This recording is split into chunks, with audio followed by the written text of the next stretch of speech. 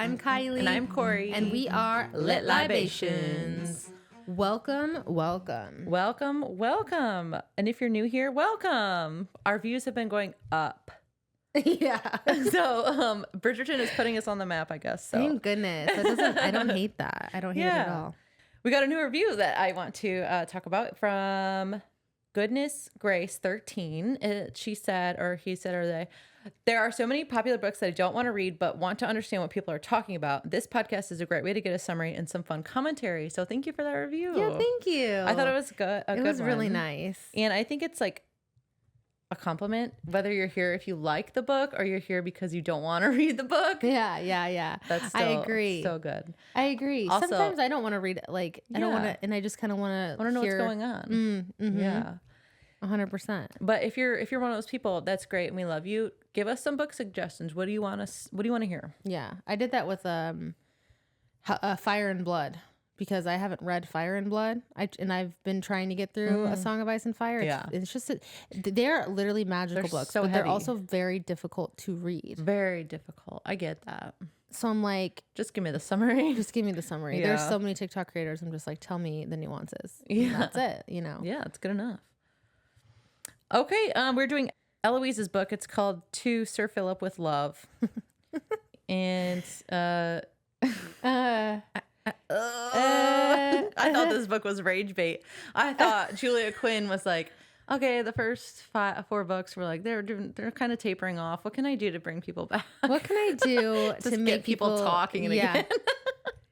I feel perpetually like with every like 3 or 4 chapters, so angry. It is frustrating, but you know what's so crazy? I am still intrigued. Like, why can't I like stop reading it? Yeah, well, I needed to know. Is there something wrong with my head? Like what was going on? Yeah. How does it end? Like you do. I get it. You need to know. Thing is like here's my thing. Like the acts overall, in my opinion, are not worse than like the things that Benedict has done, the things that Daphne has done. In my opinion, it's more about how they set up Eloise and what she wants and her beliefs, and then where she ends up. It's very unsatisfying. Yeah, actually makes me really sad. It makes me kind of sad too, actually. Like deep sadness. Like I can't explain it right now. I know, I agree. 100%. Because that's how I kind of felt when we read the part 2, what is it, the second epilogue of Penelope and Colin. And she's crying. And just like her whole vibe at the wedding, like she just seemed miserable to be there, and that she just was accepting this horrible I was like, this is what we get for Eloise. Like, how is this what we are getting for Eloise? Yeah, she deserves better. Ugh, it's upsetting. We're reading through chapter 10 today. I don't know if I said that. Yeah. And what are we drinking? Let's start off with this really quick. Okay. Which one? Okay, I don't know. So we have 2. Yeah, I got them from the grocery store. They are Rosé. It's called Rosé-Bubbles from Dark Horse made in California. I got them from the grocery store. It's just wine in a can. I will say the presentation for this one's 10 out of 10. I love this packaging. Yeah, I really this one's really cool. It's like a dark charcoal gray with on top this nice like this stripe of what kind of pink? It's like a pink, but it's like a toned down pink. It's like a toned down coral, or like coral. That's perfect. Yeah. It's definitely coral. And it matches our outfits. We're both wearing pink. Coincidentally, how do we know? I never wear pink. This is my only pink shirt. I love it. Oh my god! I was like, I'm just gonna wear this today because I'm just feeling the vibe. Like I don't know. That's so we are turning into one another. It's actually kind of insane. I love it though. Okay, and then we have this other one. This is Provisions, growers of everyday fine wine, essential for well supplied. I think the brand is Provisions. Oh yeah, and it's just Rosé-Bubbles. It's just wine in a can again. And this one's just different, mostly white, and then the bottom is more like a bubblegum pink. Yeah, it's a stripe of really bubblegum cute. Pink. They're very cute. Yeah, and we're doing rosé because there's a lot of the Sir Phillip is a botanist. Yeah, so he's always talking about his greenhouse and. Yeah. Yep. Being in his greenhouse, and life is the greenhouse. Life is a greenhouse. Yeah. I can't relate. For 1 second. Yeah, no. Me either. I love flowers. But botany plants. Is taking it too far, probably. Well, no. Just the way that you. Do you know what I'm saying? Like, or would you be a botanist? Probably. Okay, I'm It'd be actually really obsessed cool. with that. No, what I wouldn't do is just be as obsessed as he is with his work. That's fair. That's fair. He's like, that's fair. just like, I That's just want a wife to take care of my children so I can go plant these seeds. So I can go create new, bigger peas. Okay. Fatter peas. All right, which one should we start off with? Oh, okay. Let's try it at the same time. All right. Okay, this one. Let's try this one. Okay, we're trying Dark Horse. The first one we talked about. I like it. I like it a lot. I do It's too. really good. There's no nutritional info. I don't know how many calories, but it's fine. I don't need it. That's actually, yeah, that's true. Oh, here, it's on the side. It's kind of in. No, it's not. It's not it. It's stupid. What? It just contains sulfite, so you will get a headache. Oh, that's annoying. Hate that. That's annoying. It is really good, though. It makes me of something that I would get at a wedding. Oh, yeah. Or like a bridal shower or something. I agree. I don't drink wine much, but it's good. It's very bubbly. I approve. It's not super sweet. It's a little bit more dry, in my opinion. Mm-hmm. I agree. But it is good. I like it a lot. Yeah, me too. Okay, should we get started? Let's get into it. All right. With contempt. Yeah. Is that the right word? Yeah. We're definitely not attacking this with much haste. No. All right. Prologue. I want to start off with a trigger warning. This chapter and a lot of this book will cover depression and suicide. Okay. Okay. We start the book off with Philip Crane, who lives in Gloucestershire. He is reminiscing on a memory of a sunny day, the first one they had had in 6 weeks. He was married to a woman named Marina for about 8 years. He speaks of how he should have seen it coming. How could he not? And at this point, we don't know what it is. He says that Marina had been melancholy her whole life, and he's terrified of being melancholy. Okay. Why is that funny? He's terrified of being melancholy. He's terrified. He's like, of what if being I get like that? melancholy. What if it catches? Yeah, no. Yeah, what if it's like like in the air? Gosh. Philip was making his way to his greenhouse that morning, speaking to Miles Carter, his secretary, and they were speaking about the weather. And Philip also asked Miles to tell Nurse Millsby, the nurse for his 2 twin children, to take them outside because it's such a nice sunny day. It was still kind of cold this day, though, because they were still in the throes of winter. Oh. So that's something to note. He dismisses Miles to go to work in his greenhouse because he is a botanist. He thinks about how he hasn't seen his children all of that day at all. And he feels like he should. It's pretty much already kind of the vibe that he doesn't see his children a ton. He's very absent father, but they live in the same house. Yeah. They have their corner of the house and he has his kind of thing. Yeah. He does get nervous to see his children because he feels like every time he does see them, he inevitably has to say or do something that is stern, is how he describes it, and he hates it. Right. He can, yeah. And so all of these things, by the way, we're gonna get a lot of things in the beginning that just kind of, it's like it doesn't make sense, but the pieces of the puzzle will start to fall into place as we come along here. So if it doesn't make sense now, it will. Okay. He convinces himself that he will intercept them while Nurse Millsby takes them on their nature walk. We learned that Philip went to Cambridge and took a first in botany. Okay. He took a first. He took a first. I think that means that he was they're really good. He had like a 4.0. Yeah, I'm assuming, or at least like that was his major, or like. Oh. I don't really understand what it means because they said that Simon took a first in math. Does that mean like that was his major? Yeah, I would assume like his like main thing that his main focus. Oh, okay. He wasn't the best at it. That's just what he. Maybe he was one of the best. Right. I don't know. I don't get it. Or maybe that is a letter grade. Let us know. Yeah, I don't really understand it. He is a second son, but his brother died at Waterloo. What was I should have looked this up. Do you know what the war was? What with Waterloo? There was a war. Probably no 18, Waterloo. It was 10 years ago. 18. Okay.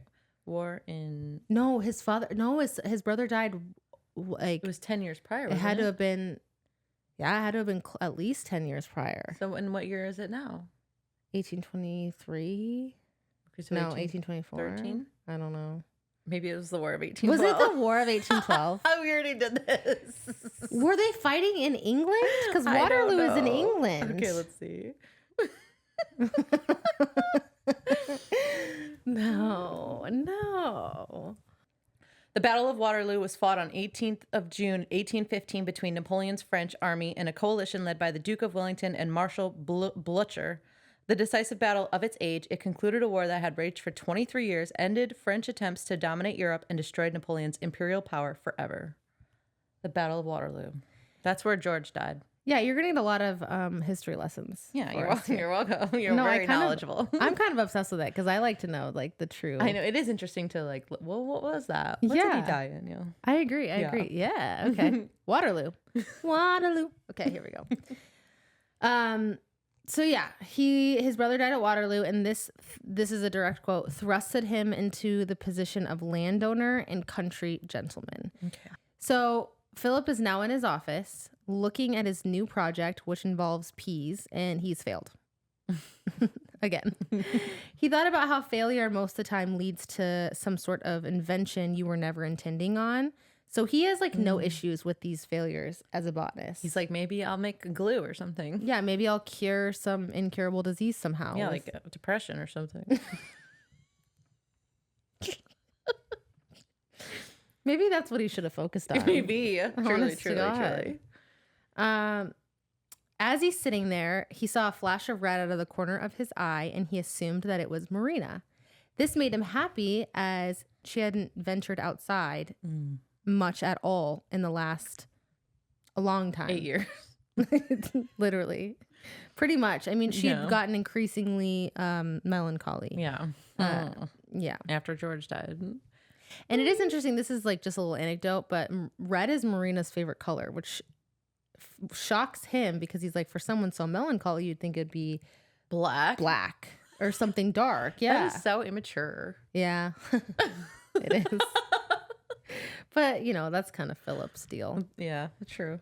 At this point, he's thinking about his children, and he decides to go find them right now and accompany them on their nature walk. Was it Marina? Well, we'll get there.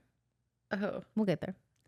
Didn't he see something out of a corner of his eye? Oh, he saw something red. It was like off in the distance. I see. He saw it like walking past his greenhouse. He sees something red, and he assumes that it's Marina. I thought that she was coming into the greenhouse to talk to him. Okay. All right. Yes. Yes. So as he's headed back to the house, he's about like a third of the way back to the house. He's like, you know what? I'm gonna go find Marina. And the children also need to see her because they haven't really been seeing her much. Like, you got to see this. She's up and walking around. Dude, she's outside. This is nuts. Everyone's going to be so happy. He is really building this up in his mind, which is actually really sad considering what happened. Yeah. So he goes back out into the woods where he saw her run, and he's following her. He's taller than her, so his strides are obviously longer. So he's going to catch up to her more quickly than she's obviously walking. And he sees her at the end, like down the way, and he notices that she's in front of the lake. Mm-hmm. And almost immediately he knows what's happening, what is about to happen.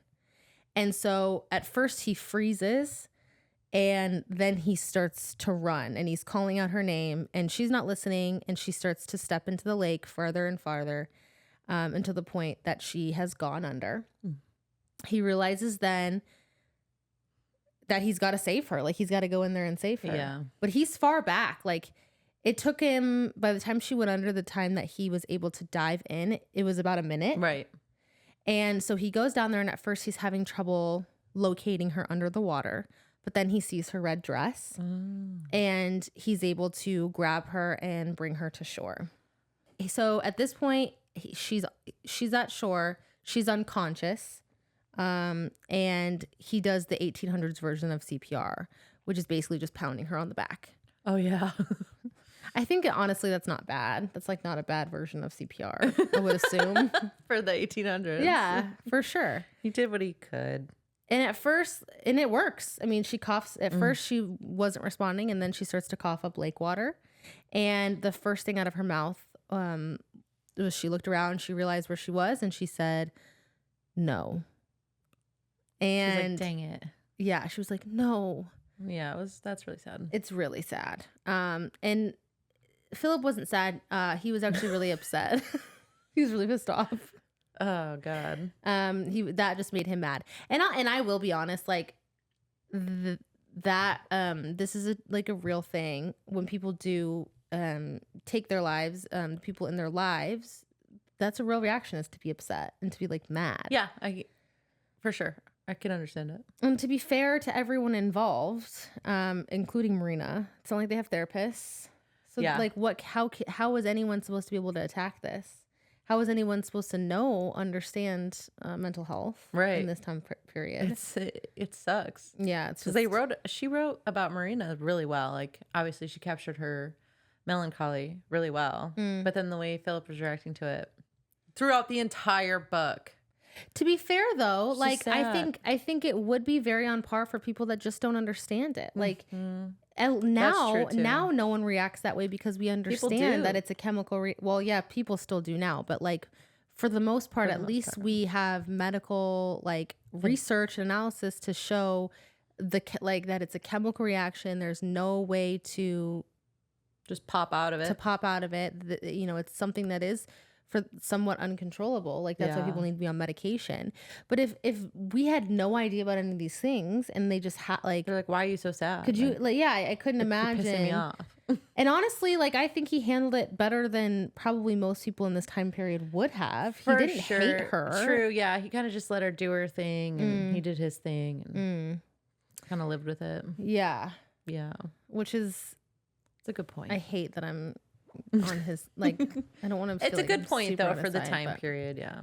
Yeah. I just wonder how I would have thought about it too if I was in that Right. Who knows? Yeah. So he said that he needed to take her back to the house because she was cold. They're still in winter. Right. So the lake is ice cold. It's not frozen over, but it is there's patches. It's cold.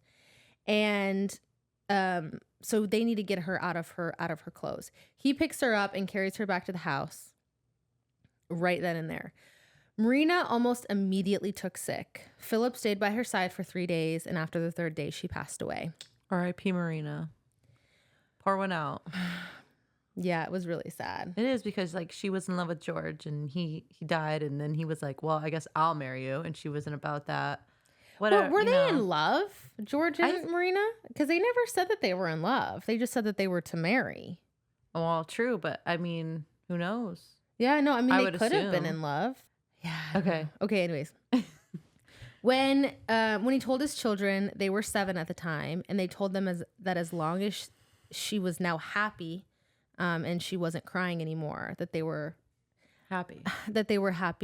That she was gone. And I don't mean that in we're so happy that she's gone. They're more we're happy she's in a better place and she's not sad anymore. Yeah. I wrote that so cold. I didn't mean it to sound like that. Well, they're 7. So it did kind of come off as a little cold until you looked underneath the surface. I agree. I could tell that they definitely didn't mean it like that. Yeah, because they were like, well, yeah, I get what you mean. Yeah. Philip is talking to the children and he notices that their beds are high off the floor, and he wonders when they reach the age at which they stopped falling off the bed. He's so dumb. And it makes him feel like he doesn't know much about his children. I don't like calling people dumb, but yeah, I don't disagree. Philip is dumb. Then the kids ask him if he's going to leave them, and he says that he's not going anywhere. Oh. Okay, back to the present, when he's thinking about this memory and sipping on a glass of whiskey. He's thinking about how he needs to remarry so his children have a mother. He doesn't need anything special about his wife. He just needs her to be happy and to love his children, or at least pretend to love his children so they don't feel unloved. Because they currently do. Because they kind of do feel unloved. His secretary brings him a letter. It's from Eloise Bridgerton, and she is writing to show her condolences for Marina's passing. He decides it's probably best that he write her back. That is the common courtesy. So he picks up a quill and a piece of paper and writes her back. Chapter 1. And this, I just did this verbatim, and because I didn't know how to sum this up, but this is the letter to Eloise from Philip. Okay. Dear Miss Bridgerton, thank you for your kind note at the loss of my wife. It was thoughtful of you to take the time to write to a gentleman you have never met. I offer you this pressed flower as thanks. It is not but the simple red campion. So, this is Latin. I don't know what that is. Celine Dion. Celine Dion. Dion. You just said Celine Dion. Wait. You wrote that. It is. That's what. It's literally verbatim from the book. Celine Dioisa. Dioika? I don't know. Dioika? Okay.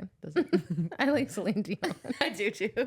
But it brightens the fields here in Gloucestershire, and indeed seems to have arrived early this year. It was Marina's favorite wildflower. Sincerely, Sir Philip Crane. That's nice. It was really nice. Yeah. Eloise sat in her carriage holding the first letter that Philip had ever sent her with the pressed flower as well. She thought about how she loves to write letters. She always spent about several hours a day writing to anyone about anything. She loves to correspond. She'd write all of her siblings that were not in London. She wrote to distant relatives or friends that had gone through things in their lives, engagements, birthdays, holidays, condolences, etc. She wasn't surprised when Philip wrote her back. She was a Bridgerton, so people did not tend to ignore her. They started corresponding. Initially, it was very friendly. And then when he sent her another pressed flower, she thought he might be courting her. Oh, that's 2. Yeah. 1 is fine. 2? 2 is 2. 2 is 2. 2 is 2. 2 is might 2 be flowers. courting. Might be courting. The correspondence lasted for a while until one letter came inviting her to Romney Hall, which is Philip's mansion. Right. The letter stated that he believes that they could be a good match, and he wanted to have her come and spend a couple weeks there to see if they would suit and potentially be married. All right. Crazy. Yeah. This scared her, and it would me too. A lot. I would just stop writing. That's it. That's the end of it. That would be a lot for me. Although I think they'd corresponded for about a year. Yeah. So, it was a year. to be fair, she tucked this letter at the bottom of her drawer as soon as she read it, and she tried her best not to think about it. She refused a whopping 6 proposals because the men that had proposed to her had not been perfect. She didn't mind her situation at all. She was surrounded by family that she loved and that allowed her to be entirely herself. Her mother had stopped pushing her to get married like ages ago. She had always expected to get married, and she didn't think she'd be a spinster, but lately she'd been feeling so very old, and she didn't want to tell her mother that she had maybe made a mistake by being too picky. She felt as though she couldn't talk to any one of her siblings, that they simply would not understand, or would go to great lengths, Anthony, to secure a marriage immediately, potentially to someone she didn't even like. Is that what it says? She's like, yeah, if I told Anthony, like, he would probably beat the hell out of someone to propose to me and then make sure he walked down the aisle. Like, yeah. It's not word for word, but basically kind of how she described it. I get it. In her correspondence with Philip, had felt like in the middle of her loud, boisterous family, it was something that was hers, her little secret. Yeah. But because she never really met him, she was able to make up this fake man in her mind. But meeting him could potentially shatter that imagination. 100%. Oh, yeah, for sure. Everyone does that. Yeah. I mean, I feel like it's kind of like...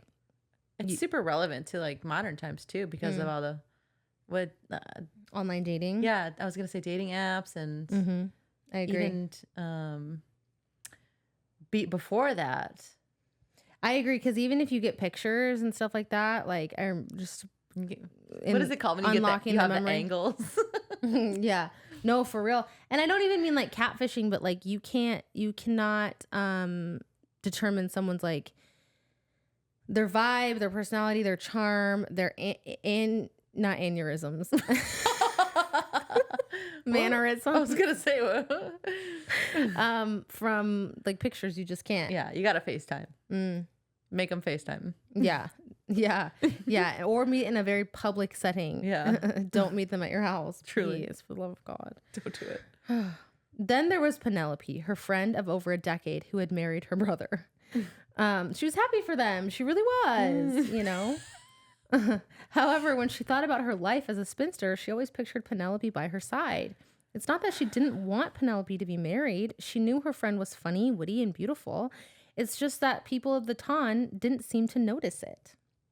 It seemed very unlikely that Penelope would ever get married, and it comforted her to know that she would have a friend with her in spinsterhood, potentially forever. Yeah. And the worst part is she never considered Penelope's feelings if Eloise were to have ever gotten married first, which was kind of shitty. Yeah. Colin and Penelope were married now, and Eloise was super extremely happy. She was, but she did feel alone. Yeah. In London. The invitation from Philip looking more and more intriguing by the day. After one day when Eloise went to Colin and Penelope's house to see if they were in, and they were very clearly indisposed and unavailable, she decided then and there that she was going to accept Penelope.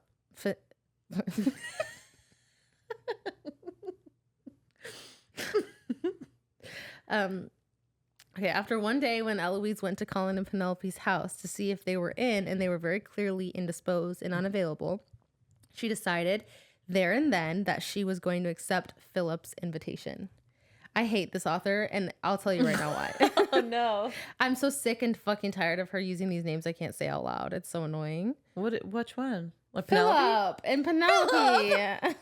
It's so hard. Make them easier. Just put like Frank or something. Ugh, Yeah, there's always Bob. like 6 syllables in each It's like name. so annoying. I can't. It was a complicated situation, though, because she knew her family would not approve of her going to the country alone. And if she had told them, she would have surely been accompanied by her mother and Hyacinth. And who was going to fall in love with her mother and Hyacinth as her freaking chaperones? She should have taken them. Jeez. So she decided that she was going to steal away and sneak to the country by herself. Eloise was extremely resolute in this, and when she gets her mindset on something, it's nearly impossible to change it. I like that about her. I do too. She decided that she was going to make her grand escape at Daphne's ball. And it was incredibly easy. She was able to take off without pretty much anyone knowing. Yeah. Not even pretty much. No one noticed. For days, wasn't it? For several days. Oh my gosh. This is a quote. Goodness, if she'd known it would be this easy to make her own way in the world, she would have done so years ago. She was thrilled and also terrified by the fact that she was headed to Sir Philip's estate. She tried to calm herself by trying to recall all the things that she did know about him, and it was all very basic. He had brown hair, all of his teeth. He hated fish. He liked rain. There were other things. That's pretty much. There was just, it wasn't a lot though. It was all very basic things. How did he explain in his letters that he had all of his teeth? That's a great question. That's actually such a great question. I was thinking that exact same thing. That's so funny. She then tried to recall all the things that he would know about her. She had chestnut brown hair, all of her teeth, gray eyes. She has a loving family. She likes to read poetry, etc. There were more things again, but She has 4 brothers. I don't even think she said that. I know he knew about one brother. One brother. She did at least know about one brother, yeah. She also recalled that she did not tell him she was leaving to come to Romney Hall. Right. Big mistake. She didn't have a chance to write a letter to him, and also it wouldn't have arrived before she got there. But in truth, she didn't write a letter because she wanted the chance to back out if she needed it. Okay. And if she would have written a letter, it would have basically forced her hand to be there and just fucking be there. You know what I mean? Yeah. Now we are over to Philip. He is waking up for the morning, preparing for his day, and he's thinking about how he's bummed that Eloise did not respond to his letters and how his children need a mother. And also, she's like 20, she's 8 and 20. Like, she's an old ass spinster. How can she just ignore him like that? Right. Like, she's got to be desperate for a husband. 100%. Why wouldn't she want to marry him? This should be an easy yes. Easy. Ugh. He is going to spend the entire day with his arms elbow deep in dirt, and he was looking forward to it. Why did I write that? I love it because Kylie mentioned she hadn't refined her notes, so this is kind of new. Like, that's so funny. When I do this, I do talk to text. Yeah. So it's just like whatever's coming off the top of my noggin. Like, I love that. I do the same thing, kind of. Oh my god. Elbow deep in the dirt. That's almost kind of exactly how he described it, though. Like, almost exactly. He had dismissed a majority of his household staff after Marina had died, including Miles Carter. And I was really sad to see Miles Carter. Yeah, he sounded like a cool guy. Yeah, why did we give him a whole name and then just dismiss him 5 minutes later? Yeah, they like had a bond. They did. They had a really good bond. I was bummed about that. As he was walking out of his room, he heard 2 loud thumps, and he assumed that it was his children. They had become quite misbehaved since Marina's death. His butler yells for him and tells him that there's a caller in the drawing room. And Philip is taken aback because they haven't had a caller in a long time. Like a long time. Months. Probably since like Marina's death. Everyone's afraid of his children. Oh, yeah. Yeah. Because they like to pull a lot of pranks. Yeah. He tries to ask the butler who it is, but the butler is being awfully cagey. What's his name?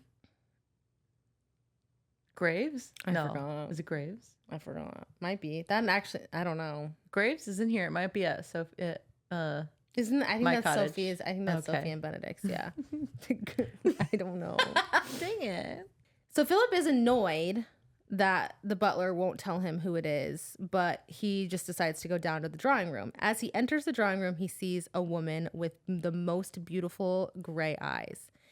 Gray eyes that he could, quote, drown in. Chapter 2. Wait. Yeah, and he says, and I don't use that term lightly. Oh, gosh. At the very end. Yeah. Oh, my gosh. Chapter 2. Eloise writes a letter to her brother telling him how she talks too much. That is a theme, and it pisses me off. I always do, so instead of Lady Whistledown letters, they do all the letters that, like, her correspondences with other people that relate to what's happening. Right. Eloise looks at Sir Philip and asks if he is Sir Philip.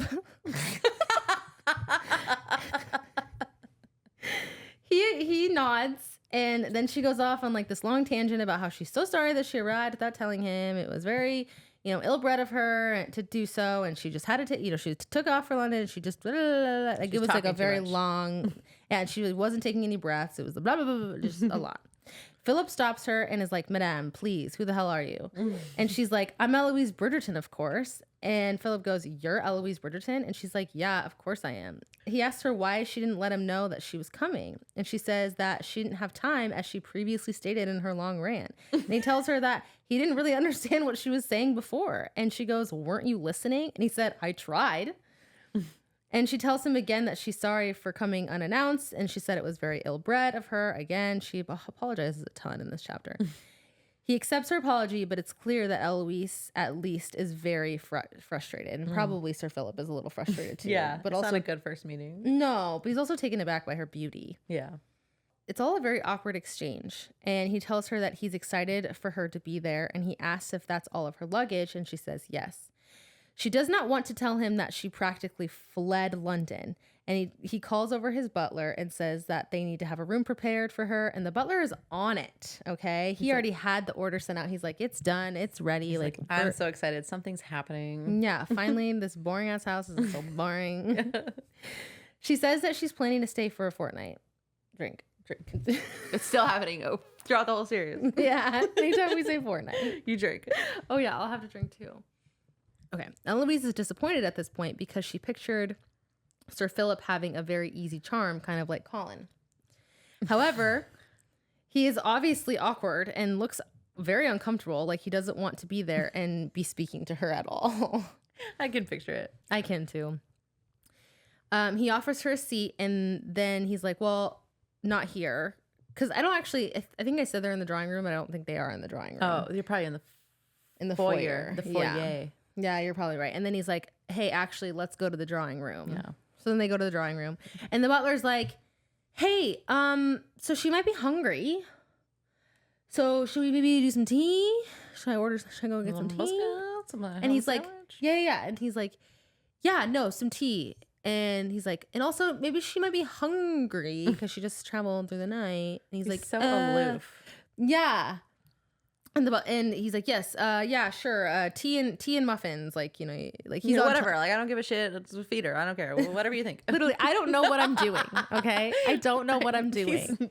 The wheels aren't turning. I don't know. I don't have to feed plants tea and muffins. Okay, I don't know how to do this. Okay. Honestly, shout out to the butler though, because he's kind of holding it down. He's a real one. Oh, when they finally get the food put in, and they sit down in the drawing room. It's just awkward, uncomfortable, silence and coughs back and forth, very strained conversation. That's not a very flowy sentence, is it? I liked it. It was good. Okay. It was fine. Silence and coughs. Silence and coughs back and forth and very strained conversation. I love it. It was so uncomfortable though. She apologizes like 3 times again for arriving without telling him and like not letting him know that she was coming. It's very ill-bred. It was very ill-bred of her. They talk about the weather. They talk about her travels. It's all around just not great. She's thinking to herself how the imagination of Philip in her head doesn't even really match what she's seeing in person. It's not necessarily in a bad way. Like he just described his hair as brown and she imagined like a light brown and it's just like straight brown. And she's like, okay. Yeah. Well, that's different. That's different. I didn't think that was going to be nothing. Fucking brown hair. Meanwhile, he's like ready to drown in her fucking gray eyes. Yeah. Right as the conversation reaches a point where I'm ready to rip my hair out personally, Eloise hears a big scream. She jumps up. Chapter 2. Yeah, literally. The conversation's so bad. She jumps up and she's like, what the hell was that? And he's like, oh yeah, that's my children. And she's like, you have children? And he's like, yeah, of course I do. I told you I have children. And she's like, no, you didn't. That is not something I would have overlooked. And he goes, is that a problem? And she's like, no, of course not. I love children. I have a shit ton of nieces and nephews, and I'm their favorite aunt. Why didn't you tell me you had children? Out of the blue. That would have been something I definitely would have wanted to know. Yeah. He insists that he told her, and she's like, no, you didn't. Go grab my luggage. I'll get my letters. I have every single one that you've written me here right now. She's got the receipts. She's got receipts. Receipts, proof, timeline. She's ready to go. Okay. And he stops and doesn't say anything. And she asks him if he has her letters. And he kind of stumbles and is like, oh, yeah, no, I'm sure they're somewhere. And this is a flop. Yeah, this is not a good thing to have said or done by Philip. Does he do anything good? And Eloise is pissed off. She's like, okay, fuck you. Okay. Immediately. Seriously. Like, then they hear another blood-curdling scream and a big thud. She asks if he's going to go to his children. Are you going to go to them? And he doesn't really want to. He doesn't. He's like, oh, I don't do that. No, yeah. He's like, that's not really my job. It's not my thing. He doesn't like to handle the kids because he feels like he's too stern. And he always says the wrong things. Mm-hmm. And he also doesn't want to mess up with handling his kids right in front of Eloise, the woman he's trying to court. But he knows that if he doesn't, it's going to look even worse. So he gets up to go to his children. He summons them down the stairs and asks them what the hell is going on. What just happened? Amanda and Oliver are their names, and they're 8 years old now. Amanda tells Philip that Oliver had put a frog in her bed. This conversation is terribly painful. It's clear that Philip has no idea how to talk to his kids. His children are running circles around him in terms of the conversationally. And at the end of it, Philip ends up apologizing to both of his children somehow, some way. It was honestly a mind fuck. That's what I wrote. It's horrible. It's horrible. Then when that conversation ends, he tells the kids to run along, that he is busy all day. And they beg him to spend time with them. They're like, all day? You're going to be gone all day? Like, what about us? And he's like, no, I'm busy. Sorry. Eloise walks in during this conversation, and immediately the twins are not thrilled that she's there. They're glaring at her. They tell her that they don't need any guests in their house. Philip yells at them to apologize, and they do so reluctantly. He then tells them to go back up to their rooms, and right before they do, Amanda turns around and sticks her tongue out at Eloise. Oh. Philip starts to try and yell at her, but then she just tears up the stairs. He's like, so oh, man! She's like already running. Upset about the way that he's handled his children, and more upset about the fact that Eloise witnessed it, he's like, have fun with your breakfast, go get some rest, and I'll see you after. And then he leaves, and he dips out to the green room. He's like, I gotta go. I gotta go feed some plants. Yeah, I gotta go feed some plants, which I'm better at significantly than this. It's funny how Amanda stuck her tongue out at Eloise, and how appropriate that is for an 8-year-old, and how often it happens in ACOTAR. Yeah. We talked about that. that. We did talk about that, though. Yeah, it happens so many times. It happens far too often. Yeah. All right, chapter 3. In a letter to Penelope after her first marriage proposal, Eloise explains she had to deny him because he was rude and had a temper. She wants someone who will treat her like a queen, or at least a princess. Facts. Eloise is convinced she made a terrible mistake, and I am forever inclined to agree. She's in her room, or whatever the room they had assigned to her, or he assigned to her, whatever. I don't know. Yeah. Guest room. She had built an image of Philip in her head that was untrue, despite that he hadn't misrepresented himself in his letters, except for the children part. I have it written down that I thought that was intentional, like that he didn't mention his children. Honestly, I don't even think it was. I just genuinely think he just. That's where I was going too. Like he just didn't even think to mention them because that's how far removed from him that they are. It's just weird though, considering how often we're in his head that he does think about his children. Yeah. I was going to say, you could go both ways because he does talk about his children a lot in a way that he's like, he is ashamed of them. He is afraid of people meeting them and judging him for them and how they are going to act and how his children are going to treat them. So it could go either way. Yeah, but also like it is interesting considering the one thing that he needs a wife for is to be a mother, and they don't even know. Like, how does he expect a woman to come in and just like, not that this is, but no, but okay, taking out all the problems with that. Yeah. Yeah. I mean, I would love a child no matter what, especially like, even these kids, but not every woman's like that. So you got to mention the children. That's all he wants. That was his primary focus. So yeah, how are you not going to mention the children? That's a good point. It's so crazy. She can already tell how shitty of a father he is because the kids were begging for his attention. She thinks about how wonderful her father had been, and it seemed that, quote, Sir Philip's main aim in life was to avoid his children, which Eloise did not approve of at all.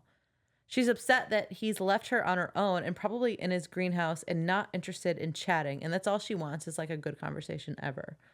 In fact, no one has come to see her for any reason, not food or tea or anything, and she thinks she would commit violence for a ham sandwich, so she decides to go looking for food on her own. She's immediately confronted by the 8-year-old twins, Amanda and Oliver, and they're trying to be disagreeable and standoffish, but Eloise has like 8 nieces and nephews, so she's good with kids, and it feels like they're trying not to like her at this point. Oh, I thought they already just didn't like her. I think they did, but she's like... she's clever and they're like clocking it. Yeah. And so I can see that. She had heard from a housemaid that the twins had driven off governess after governess, and it's clear she is their next target. Oliver pushes Eloise over onto her ass, and Oliver asks if she's going to hit them in a way that makes Eloise believe that they have been hit before. She reassures them that she won't do that. She calls them clever and says, I'm clever too. And then they run away. And it feels like now the twins know that they're just going to have to try harder to get her out of there. Yeah. Okay. Switching to Filthy Phil. I have a lot of nicknames for him. I love that. He's thinking how he might have fucked everything up earlier by how he greeted her, Eloise, etc. He has many excuses. And to make things worse, Eloise isn't an unattractive horse-faced brute.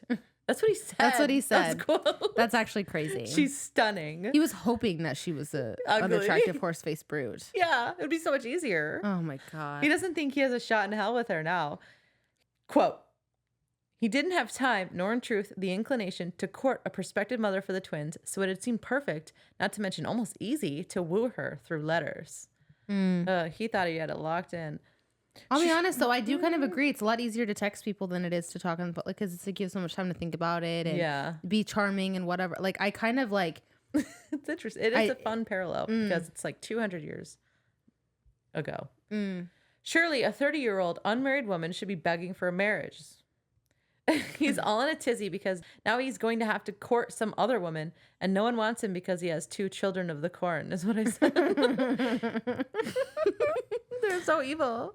It's so sad because I can't fault them for their behavior. No, obviously they're very clearly acting out because they've lost them. It's so clear. Oh yeah, so obvious. Yeah, we'll get into it. He vows not to give up. He's like, I might as well go invite her to lunch, and then he goes and finds her in the kitchen eating a sandwich with the cook. When he tells her she doesn't have to eat in the kitchen with the help, she replies she just wanted food and company, and that was the place for both. And that was like an insult at the same time for him. But she expertly maneuvers him to the dining room, which he doesn't like how she did that. And she says she met the twins and he's scared at what might have happened. They both apologize to each other about earlier. He's uncomfortable when she smiles at him. Then they talk about why she's here, that they're both interested in marriage. He calls her pretty, and the compliment works on her, unfortunately. She is intimidated by the way he's sitting in his chair and also believes that he won't want her. So he's sitting like very, how would you say that? He's like, his legs are open. He's just like sitting very casually, which is not how like a gentleman of the ton would be sitting. He's sitting like a young, cocky 20-year-old. Yeah. And she's like, well, he's obviously very confident. Why would he want me? Yeah. Blah, blah, blah. He eventually says his devil children need a mother. He says that. She's like, well, that wasn't a very romantic way to convince me to be your wife. And his reply is, quote, Eloise, I'm going to be honest with you because, to be frank, I have neither the energy nor the patience for fancy romantic words or cleverly constructed stories. I need a wife. My children need a mother. I invited you here to see if you would be willing to assume such a role, and indeed, if you and I would suit. And at this point, I don't blame Marina at all for walking into the lake. Here's my thing, though, right? Like, this is actually so crazy because, like, obviously that's so off-putting. And I think after a year of correspondence, it is a little annoying, especially because she did not know about the kids. Children. But I will say, like, he is, from the second she got there, he has been mad honest. Like, she could have packed her shit and gone in that carriage and gone home right now. She didn't like this, so she wasn't intrigued. Like, she could have gone home. I will credit him that. That is very... It's, you know what I mean? It's not like he I'm being waited upfront. for her. Like, this is what I want. I need a mother for my children. I need a wife at the same time. Are we going to work out? He's a beast of a man. Like, let's be so clear. He's a beast of a man. But, like, the one thing I can't deal with is deception. Yeah, that's true. That's a good point. That's a good point. So it's like, before she really got locked in, she knew what was going on. Mm-hmm. But she stayed anyways. Exactly. She really could have packed her shit and left right now. Immediately. She probably wouldn't have, but it would have been back in time before anybody really realized that she was gone. Or cared. Yeah. Anyone in the ton. Yeah. They probably don't even know she's gone at this point yet. I don't know. Yeah. The timeline's a little weird. Yeah, it is a little strange. Anyway, when she asks to clarify, do you want a wife more or a mother to your children more, he is unable to distinguish a difference between the two. Red flag for me. But I don't know. He's being honest. He's being like, he's not. I do kind of understand what he's saying though, because like in this time, most wives do become mothers, so they kind of have to be both. Yeah. But I do get what you're saying. I'm like trying to think on it because I don't really know. No, I don't know. We're only in chapter 3. We'll keep going. I know we're only in chapter 3. I know. Fuck, sorry. She says, I see. I expect you're right, but I don't know what that means. Does that mean she can see that he's more interested in a mother for his children? I think that she understands. I think that she's glad that he didn't just say a mother because there's potential for growth as a wife. She wants a love match, which she's been saying. She says over and over. Mm-hmm. Not the best lunchtime conversation, but he thinks that she's here for a reason. Something compelled her to stay. Now I just need to make sure she does. Chapter 4. In a letter to Daphne, a month after the birth of her third child, Daphne is seemingly struggling with her children, and Eloise says, at least you didn't have twins. It's everything. Yeah, right. Later that day, Sir Piggy Phil is in really good spirits. Eloise is smart. She has a lot of nieces and nephews and will know how to handle Amanda and Oliver. And this is when I was like, is this book rage bait? But I just hated it. I don't disagree. He thinks about how pretty Eloise is and if she'd respond to a kiss. He hadn't fucked anyone in like 7 years. That's crazy. Yeah. He said he'd never cheat on Marina, even though she had always been melancholy and she clearly had postpartum depression. I mean, obviously later we learn more of her. She has been a little bit melancholy her whole life, it seems. But they don't ever say anything like that. They just say melancholy. Yeah, because I don't think they don't ever like address depression anything as like depression. Yeah, I don't think that we understand what that is. I was just about to say, that was probably not even until like quite recently, the last 50 years. I would assume, yeah. He couldn't even think to force himself on her after she was healed because she was so fucking sad. How could he lust after that? This part is bad. Yeah. Trigger warning. I don't even. Okay. Actually, yeah. So remember when I said that Philip hasn't done anything as bad as Daphne? Okay, I honest to God had forgotten about this part. So this is a little. I'm gonna take that back. Okay, I'm gonna go ahead and take that back. Okay, trigger warning. He did visit her once, but she did not participate or say no. and he felt yucky and never touched her again. He didn't need to fuck that bad, not when the other participant acted like a corpse. I'm not paraphrasing, but he still did, and he was rough with her because he was upset that she wasn't responsive. And then he did throw up after sick with himself. He said that he was so rough with her because like he wanted a response so bad that he was like trying to be the most, like almost the most rough that he could be. And I think that is a thing that people have. If your partner's not being responsive, and I'm not saying like during sex, but like at all, like you get angry just to get a response. Yeah. It's none of it's good. No, this was really bad. Yeah. And he justifies it all in his head by the fact that she hadn't verbalized no. She didn't say no. And I can see why she was so far gone within herself that she would just rather lie there and let it happen rather than say no. Well, and also the other little nuanced thing about this too is like having children, and this like the sex act is like kind of in this time frame seen as a marital duty. So even like I would not be surprised if women in this time frame at times didn't think they had a choice just right? to say no. I hate that. Yeah. And that is something, this is book 5 that I've come to like try to understand because it's so hard because it was such a different time. Yeah, like these are the times that we're going to be historically accurate. Yeah. Ugh, I hate it. Yeah, I do too. Anyways, but he's thinking Eloise is different. She doesn't seem the sort to get depressed. She had spirit, a backbone. She was happy. He's on his way to escort her to dinner, thinking of what she might be wearing. But when he finds her, she's covered in flour and is furious.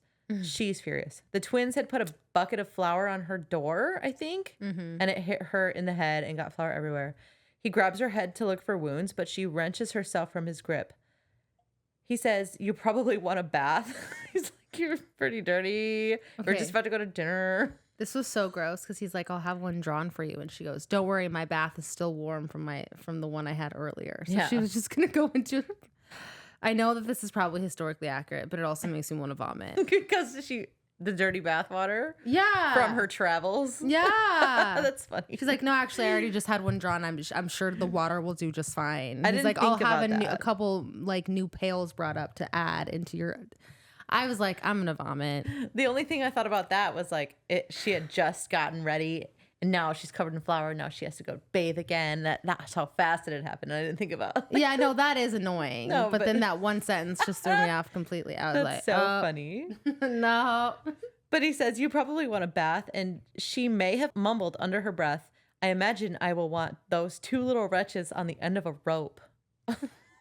Gosh, he doesn't react because he has the same thoughts.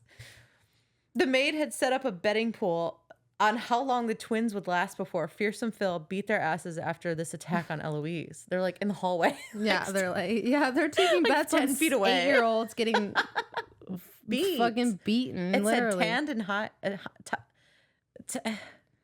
Tan their hide. Tanned and, is that what it is? Yeah, I'm gonna tan your hide. Yeah, tan your hide. Tan your My hide. dad Tan their hides. Yeah, tan their hides. My dad used to say that. Wow. I used to get spankings.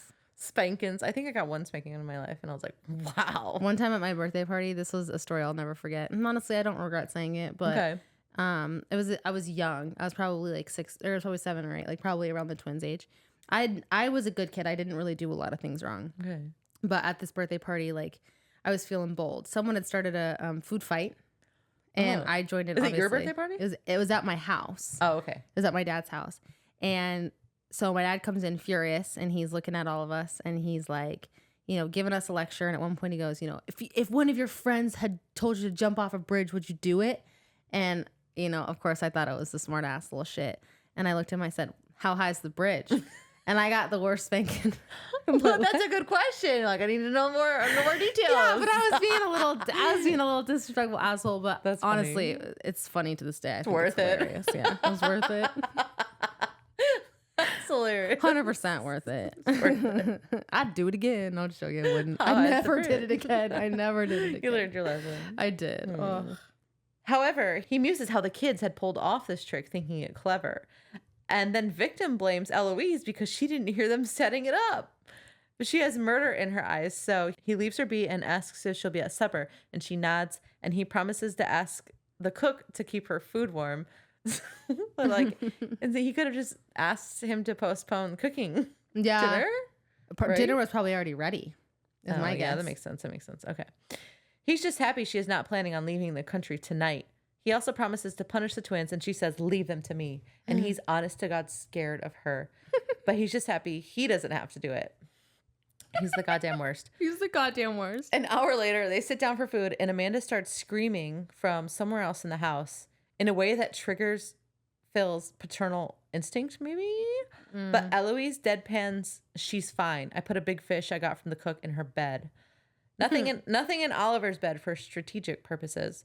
She voices that they're acting like this because they know he's trying to make Eloise his wife. And he admits he never told them. And she says, well, like, of course you didn't. Like, why wouldn't you? Yeah, you didn't even tell me you had kids. Yeah, and this pisses him off. And he says, I don't need your advice on how to raise my children. And she's like, really? Like, you're looking for a mother for your children and you don't want advice? Yeah, you want someone to hang out with your kids all day. Like, what do you think? Like, they don't deserve to know that? Yeah, but also, like, don't you want inputs from them? Yeah, like, well, how do you know that I'd be a good mother? Like, you have no idea. Yeah, you where's just the invited me interview to your house. process? Yeah, seriously. There's no questions? Or? Seriously. What the hell? It gets frosty. He gets mad and is lying, and he's embarrassed because he's a terrible father. And Eloise clocked everything that's happening in the 12 hours she's been there. She gets up to leave, and he convinces her to stay to at least witness how Amanda reacts. Amanda comes in. She accuses Eloise of being the devil, but Eloise's presence gives Phil more patience, and he's able to talk to Amanda without hitting her or sending her to her room. Is that...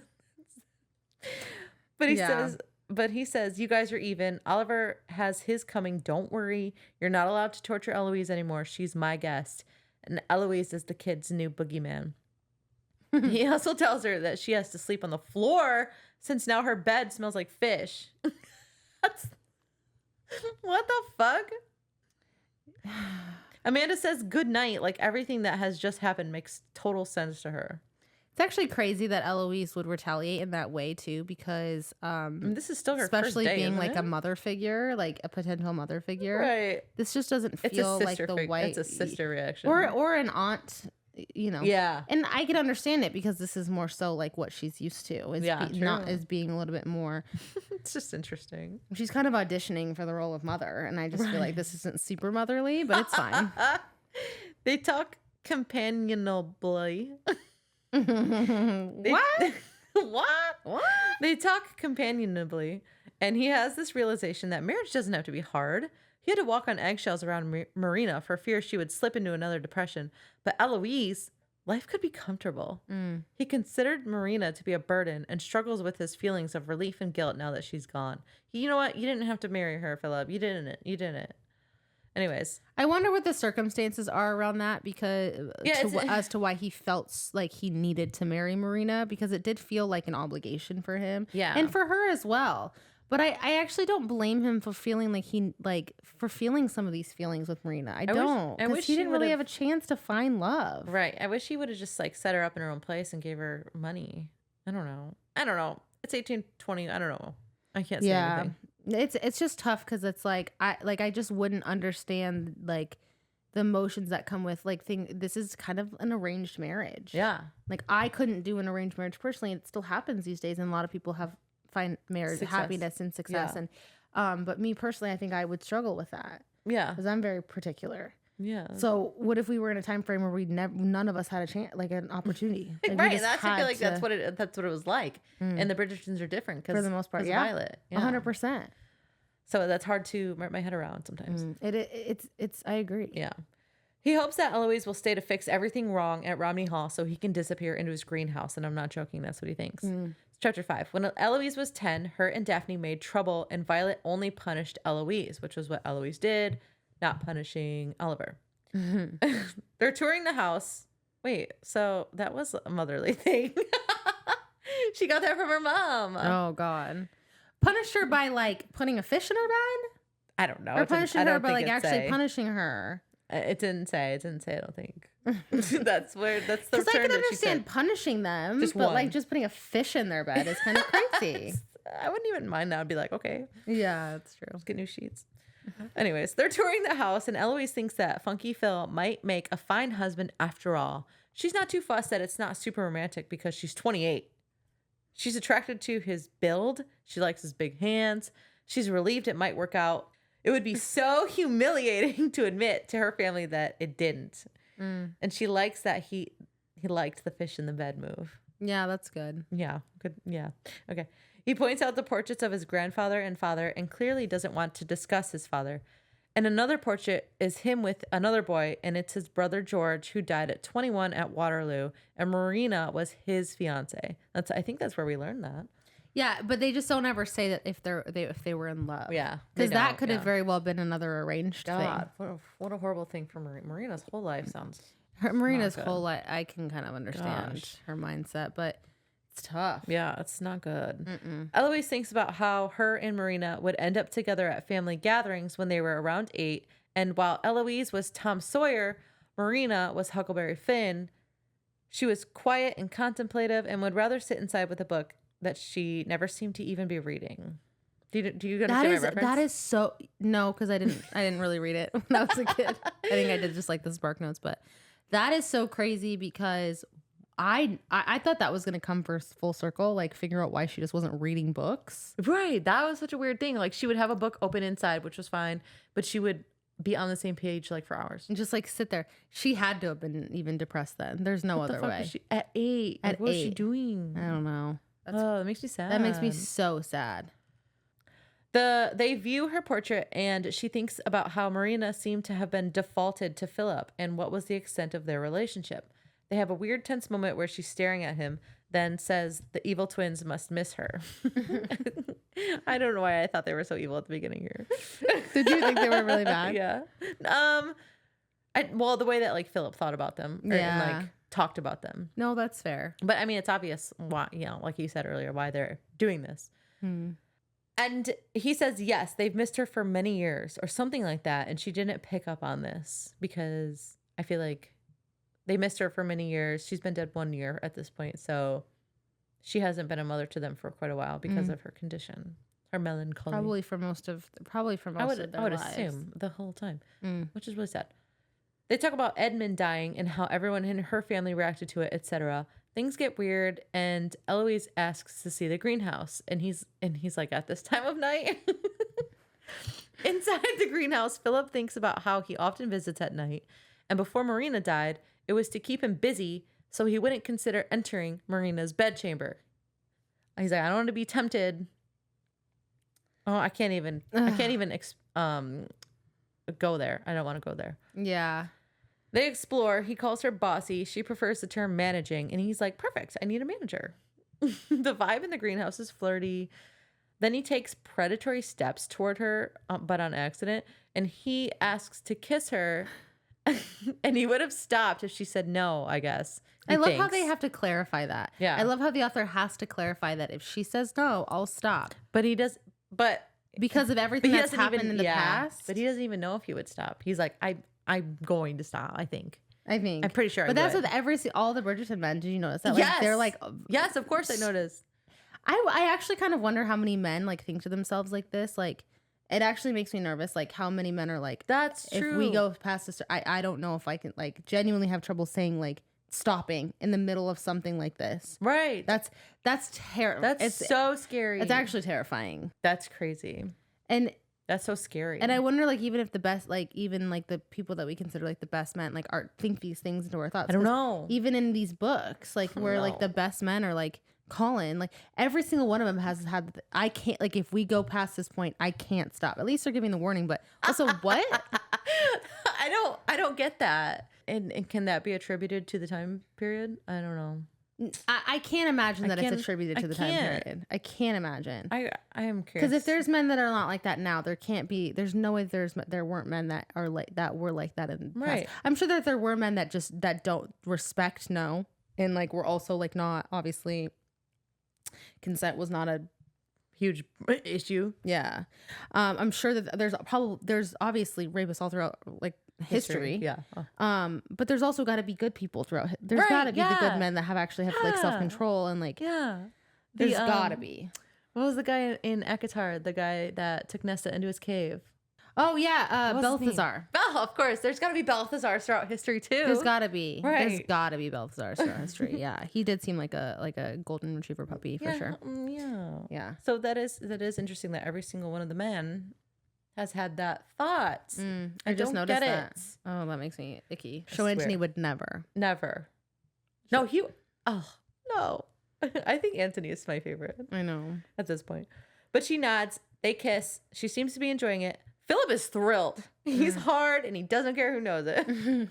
But when he goes to, He's like pressing her up against. He's like, feel this, bitch. they all do that. Yeah. And then he goes to suck on her nipples because that's always the second step.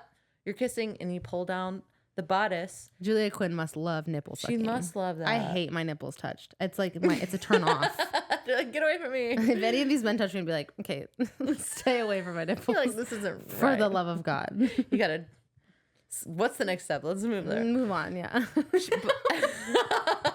Eloise pulls away with an "I'm sorry," and he said, "I'm not." And she explained when she said, "I'm sorry," it was only a figure of speech. She wasn't actually sorry.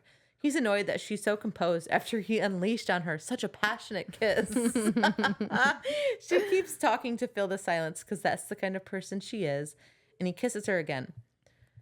The next morning, Eloise is thinking about if Phil will be at breakfast and what to say to a man that had tongued her ear. Did you see? Did you? He did tongue her ear. I didn't read. I like read back and I was like, did he tongue her ear?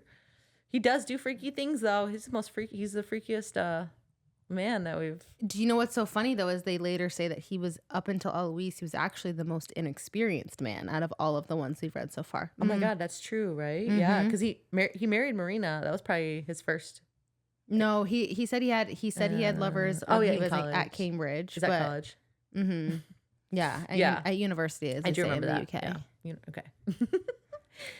She double checks she won't get hit with a bucket of flour before leaving her room.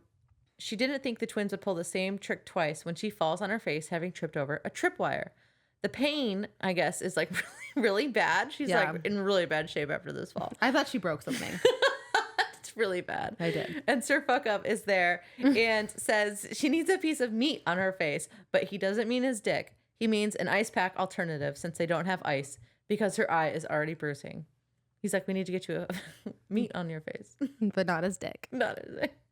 That would have been a terrible innuendo to pull out at that moment. Hold on, honey. I know what you need. I know what you need.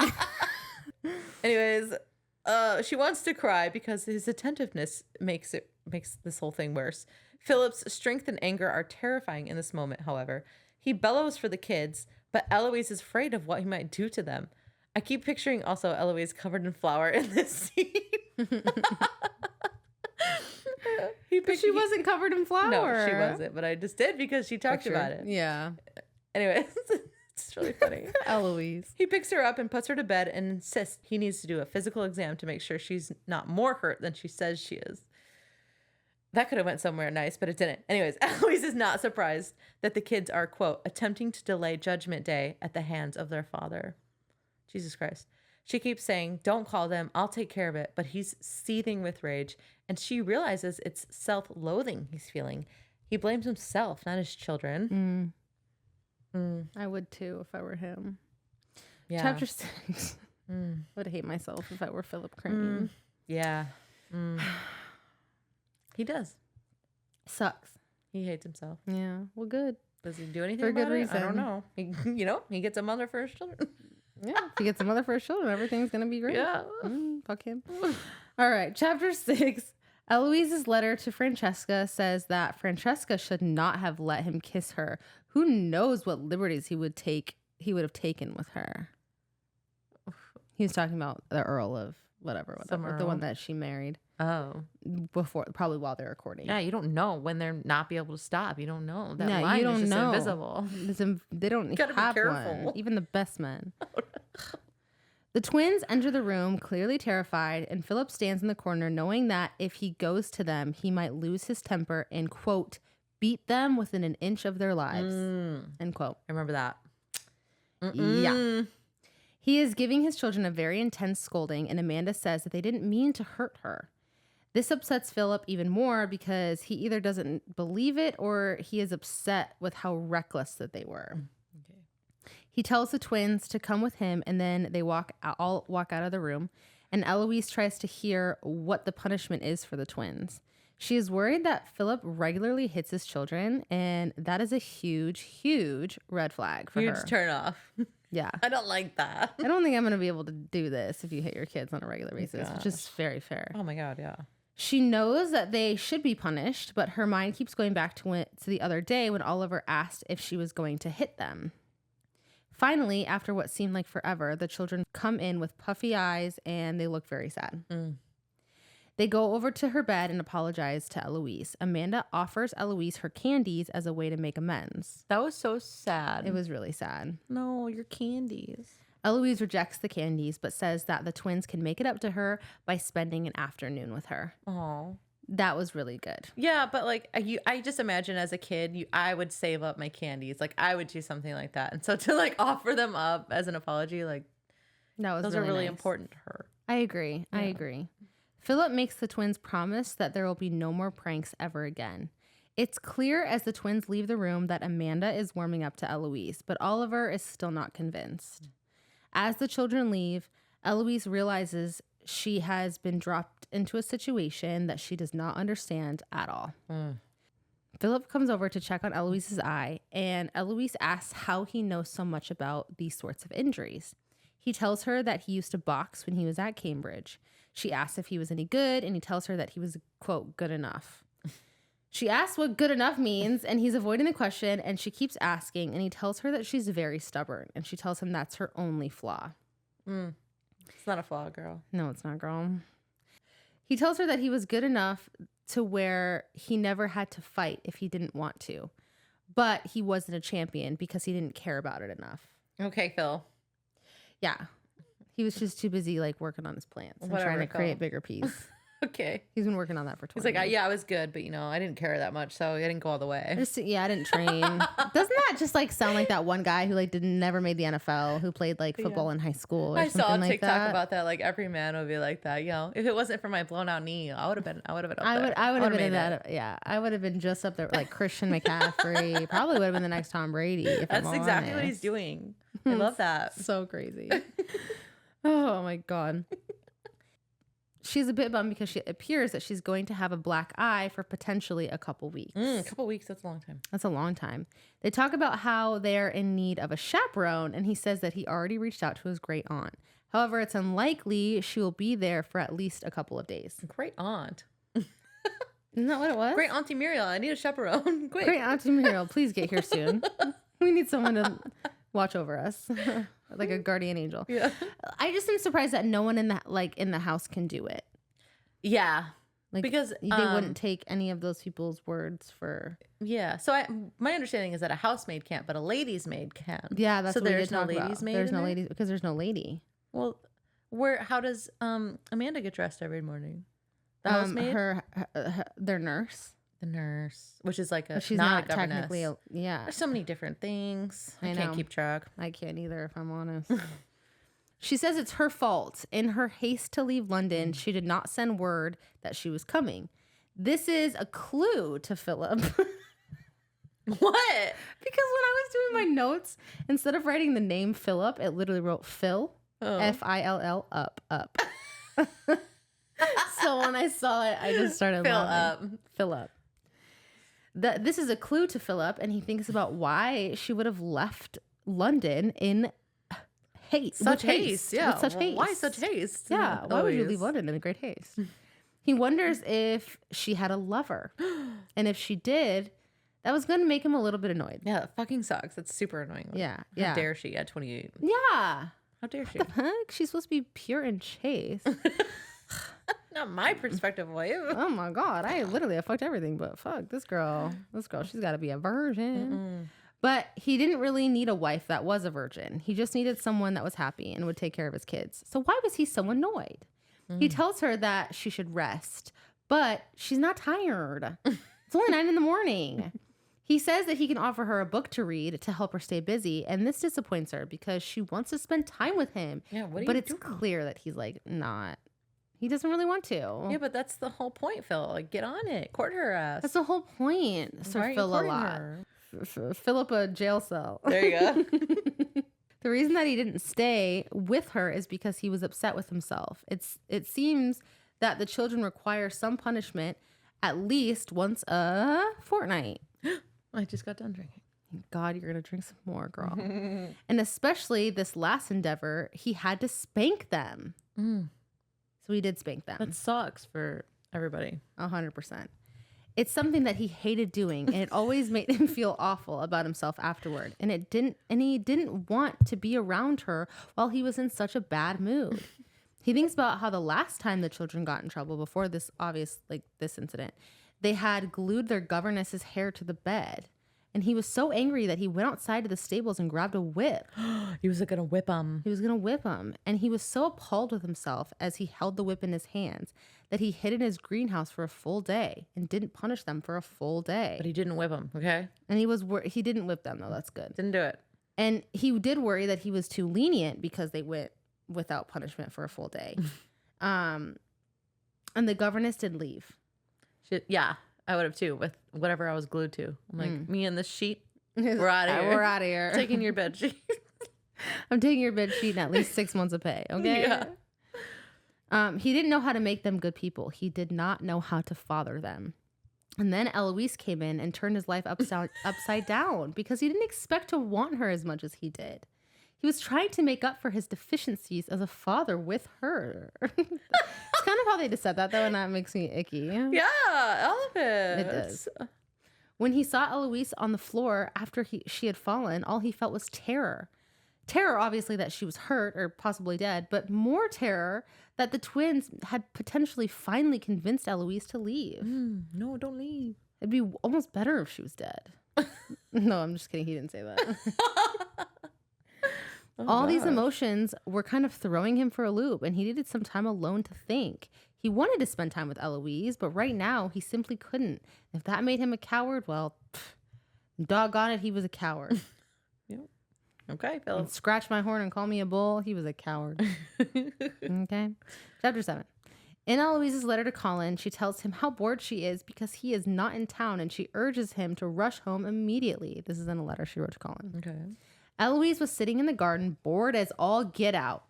She literally could not stand how bored she was. Sitting down, looking up at nothing. It was just... At Romney Hall, right? At Romney Hall. So. Yeah. And what day is it? 2? Yeah. Yeah.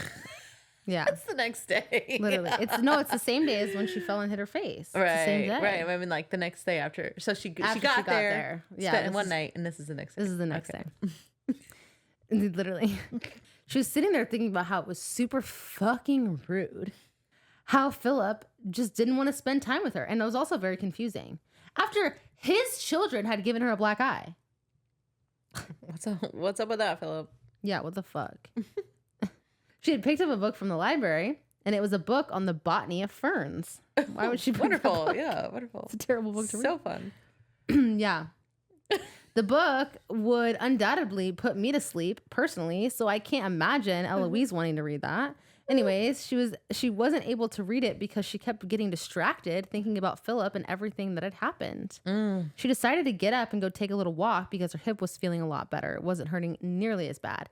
And she walked over to literally a nearby rose bush, and when out of nowhere, Philip just comes out of the woodwork and he's like, "What the hell are you doing?" Is she in the greenhouse, or is she just on the No, on she's the just ground? like literally 10 feet away from where she was sitting. Phil. She was so close. It was like 10 steps, literally. He was not happy because she was supposed to be sitting down and resting. Because she fell and she's injured. She's injured. Okay. Yeah, I keep forgetting. She was seriously injured in that fall. She wasn't. Yeah, exactly. Okay. She told him that she was feeling fine, but he was not having it at all. He told her that he can't work in his greenhouse if she's out here and he has to worry about her. Yeah, like she could be continually injured. She could fluidly be injuring herself. Fluidly. Yeah. And in perpetuity. Perpetuity, yeah, exactly. Just thinking that. Yeah, what the fuck? And she suggested that maybe he just shouldn't work. He said that he was in the middle of something, and then she insisted on coming to help him, but he stops her. She then gets really frustrated and asks him if he's the same man that he was last night, the one that seemed to actually enjoy her company. What? well, I don't disagree, actually. And he said that he was. And she asked, then why have I been sitting out here for 3 hours by myself? And he said, it's been 45 minutes. Good girl, chill. Literally, it's been 45 minutes. I've been just getting dressed. That's all I've been doing. I literally planted one seed. It's like, if you can't fucking do anything for 45 minutes, I'll cut that. You need to chill. You need to chill. He tells her that what happened with his children has left him in a foul mood. So he just wants some alone time. And he doesn't want to subject her to his foul mood. She says, fine, I'll leave you to your work. And he asks her what she plans to do. And she says, you know, I'm going to take a little bit of a walk. How do you feel about that, Phil? I'm going to walk. How do you feel about that, around Phil? your grounds. How do you feel about that, Phil, the future? Is that going to... Don't... Compare the two?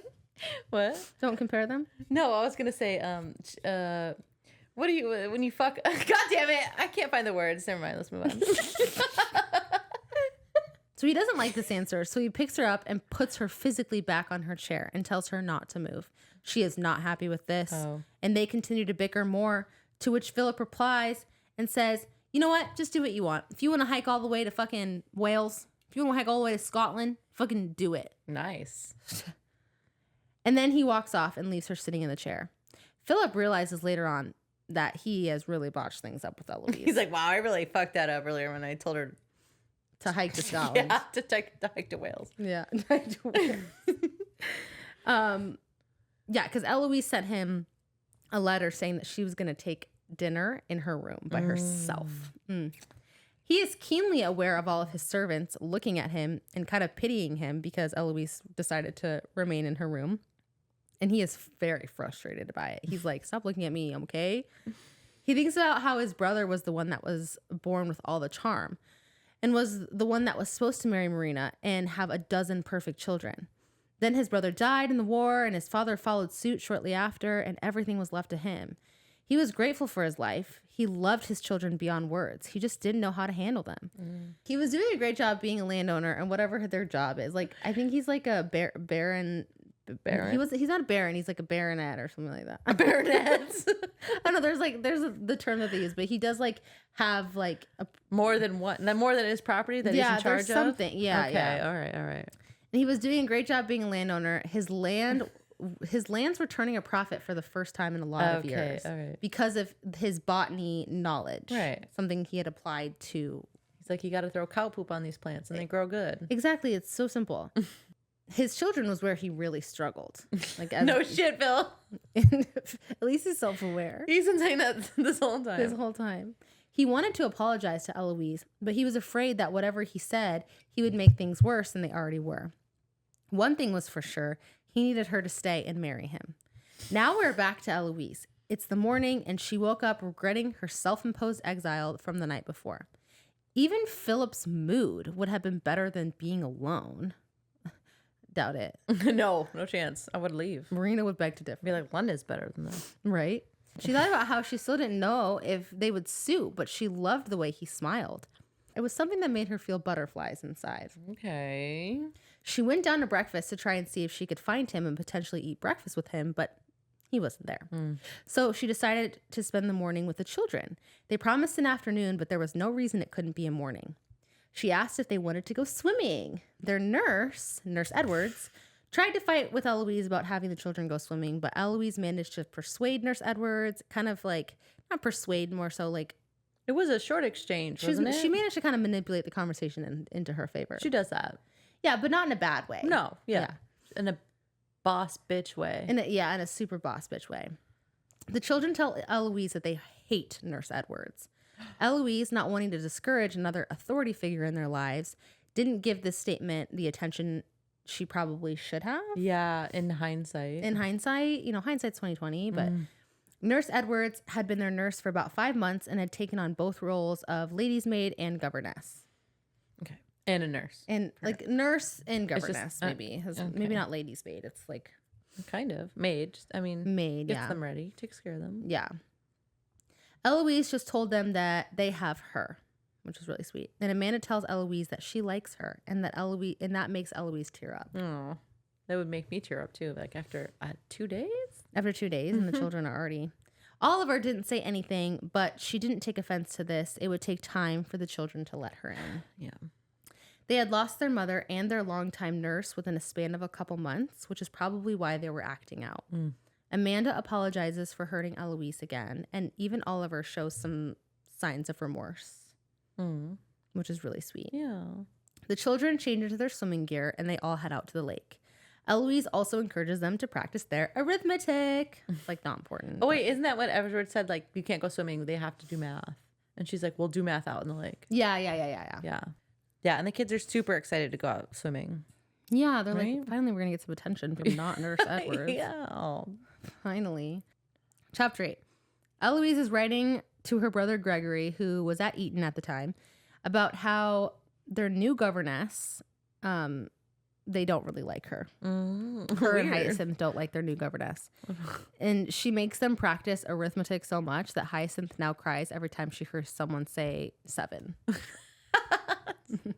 So I was like, PTSD. She's like, 7 from your math lessons. Not 7.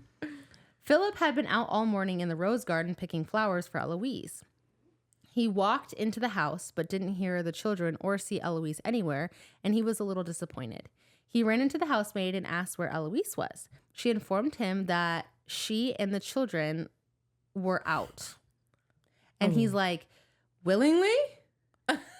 She took the kids wanted to leave with her? And she wanted to leave with the kids? Oh, yeah, that more so. Yeah. And he asked where they were, and the housemaid said that they went swimming. And this makes Philip's blood run cold. He drops the flowers and goes bolting straight out of the house. It's like when Anthony sees a bee. Literally. Amanda and Oliver are having an amazing time in the lake. They're splashing around, getting used to the water, and swimming. Eloise can see how good of swimmers they are at this point. Yeah. And so she's not super nervous about them going to the deep end, but she does at this point tell them to be careful because she kind of just feels like she has to. Yeah. The twins both ask her to come in and swim, but she didn't bring any of her swim gear. She's just in one of her dresses that she kind of has hiked up past like her knee, kind of like at her thigh a little bit. She's actually doing her best to try and make sure that her dress stayed dry because she said it was her third favorite dress. Amanda said that she loved it too, and then Eloise offers to take her shopping, and this makes Amanda so happy. Yeah. The children start getting a little rowdy and a little bit aggressive with one another, dunking each other under the water, kind of wrestling around, and she tells them that it's probably time that they stop and dry off for a bit. They're trying to appeal to her to stay in the water, but right as they are in the middle of the conversation, Philip comes running up, screaming at them to get out of the water. He gets in and grabs them both and hauls them to shore. He says that they know that they're not supposed to be swimming in the lake. They're forbidden. And they're shocked because he did tell them that, but it was last year and they didn't think that it still applied. Yeah, it's like a year ago. Literally, it was so long. He tells them to go back to the house immediately. He then turns back to Eloise and is clearly cross with her. She tells him that she had no idea that they weren't allowed to go to the lake. She let Nurse Edwards know of exactly what their plans were, and Nurse Edward had no she did everything objections. Right. She did everything right. Exactly. She tells him that she was just trying to mend their relationship because she didn't want to get another black eye. And he tells her that she put his kids in danger. She says everything was fine. She can swim. I was supervising. Yeah, I was supervising. I was watching them. And he says, I don't care much if you can swim. I care that my kids can't. And she's like, your kids can swim. They swim perfectly fine. I've literally been out here this whole day. And he's shocked to his core because he did not know his kids could swim. He feels like a bad father, a neglectful father. He didn't know anything about them. He didn't know their favorite color. He didn't know what they like to do in their free time. He didn't know anything about his own kids. Nothing. He felt he was every bit as bad of a father as his own father, who used to beat him and his brother within an inch of their lives. Only he might be worse somehow because he just completely ignored them, ignored their existence practically. Did he say that at this point? That his father used to beat them? Within an inch of their lives. Wow. Oh, wow. And then, okay. All right. Yeah. Yeah. Eloise tried to get his attention and he tells her that he's fine. She says he doesn't look fine. Then he sees her shivering and he tells her that she needs to go into the house immediately. He starts to freak out then about the fact that she's in wet clothes and the temperature is 1 or 2 degrees colder in the last 5 minutes that they've been talking. He gives her his jacket and then tries to practically yank her back to the house, but she tells him that she can walk on her own. Something is wrong with him. She can clearly see it, and so she stops him and asks, and he says, I don't know. He's trying to give her CPR. Yeah, literally. It's like, we're near the lake. I can't do this. At least he's not trying to suck the water off of her like someone else we know. Yeah. Anthony. Yeah. Her heart broke for him and for the look in his eye. He was looking at her, but you could tell that he wasn't seeing her, that he was thinking about a memory.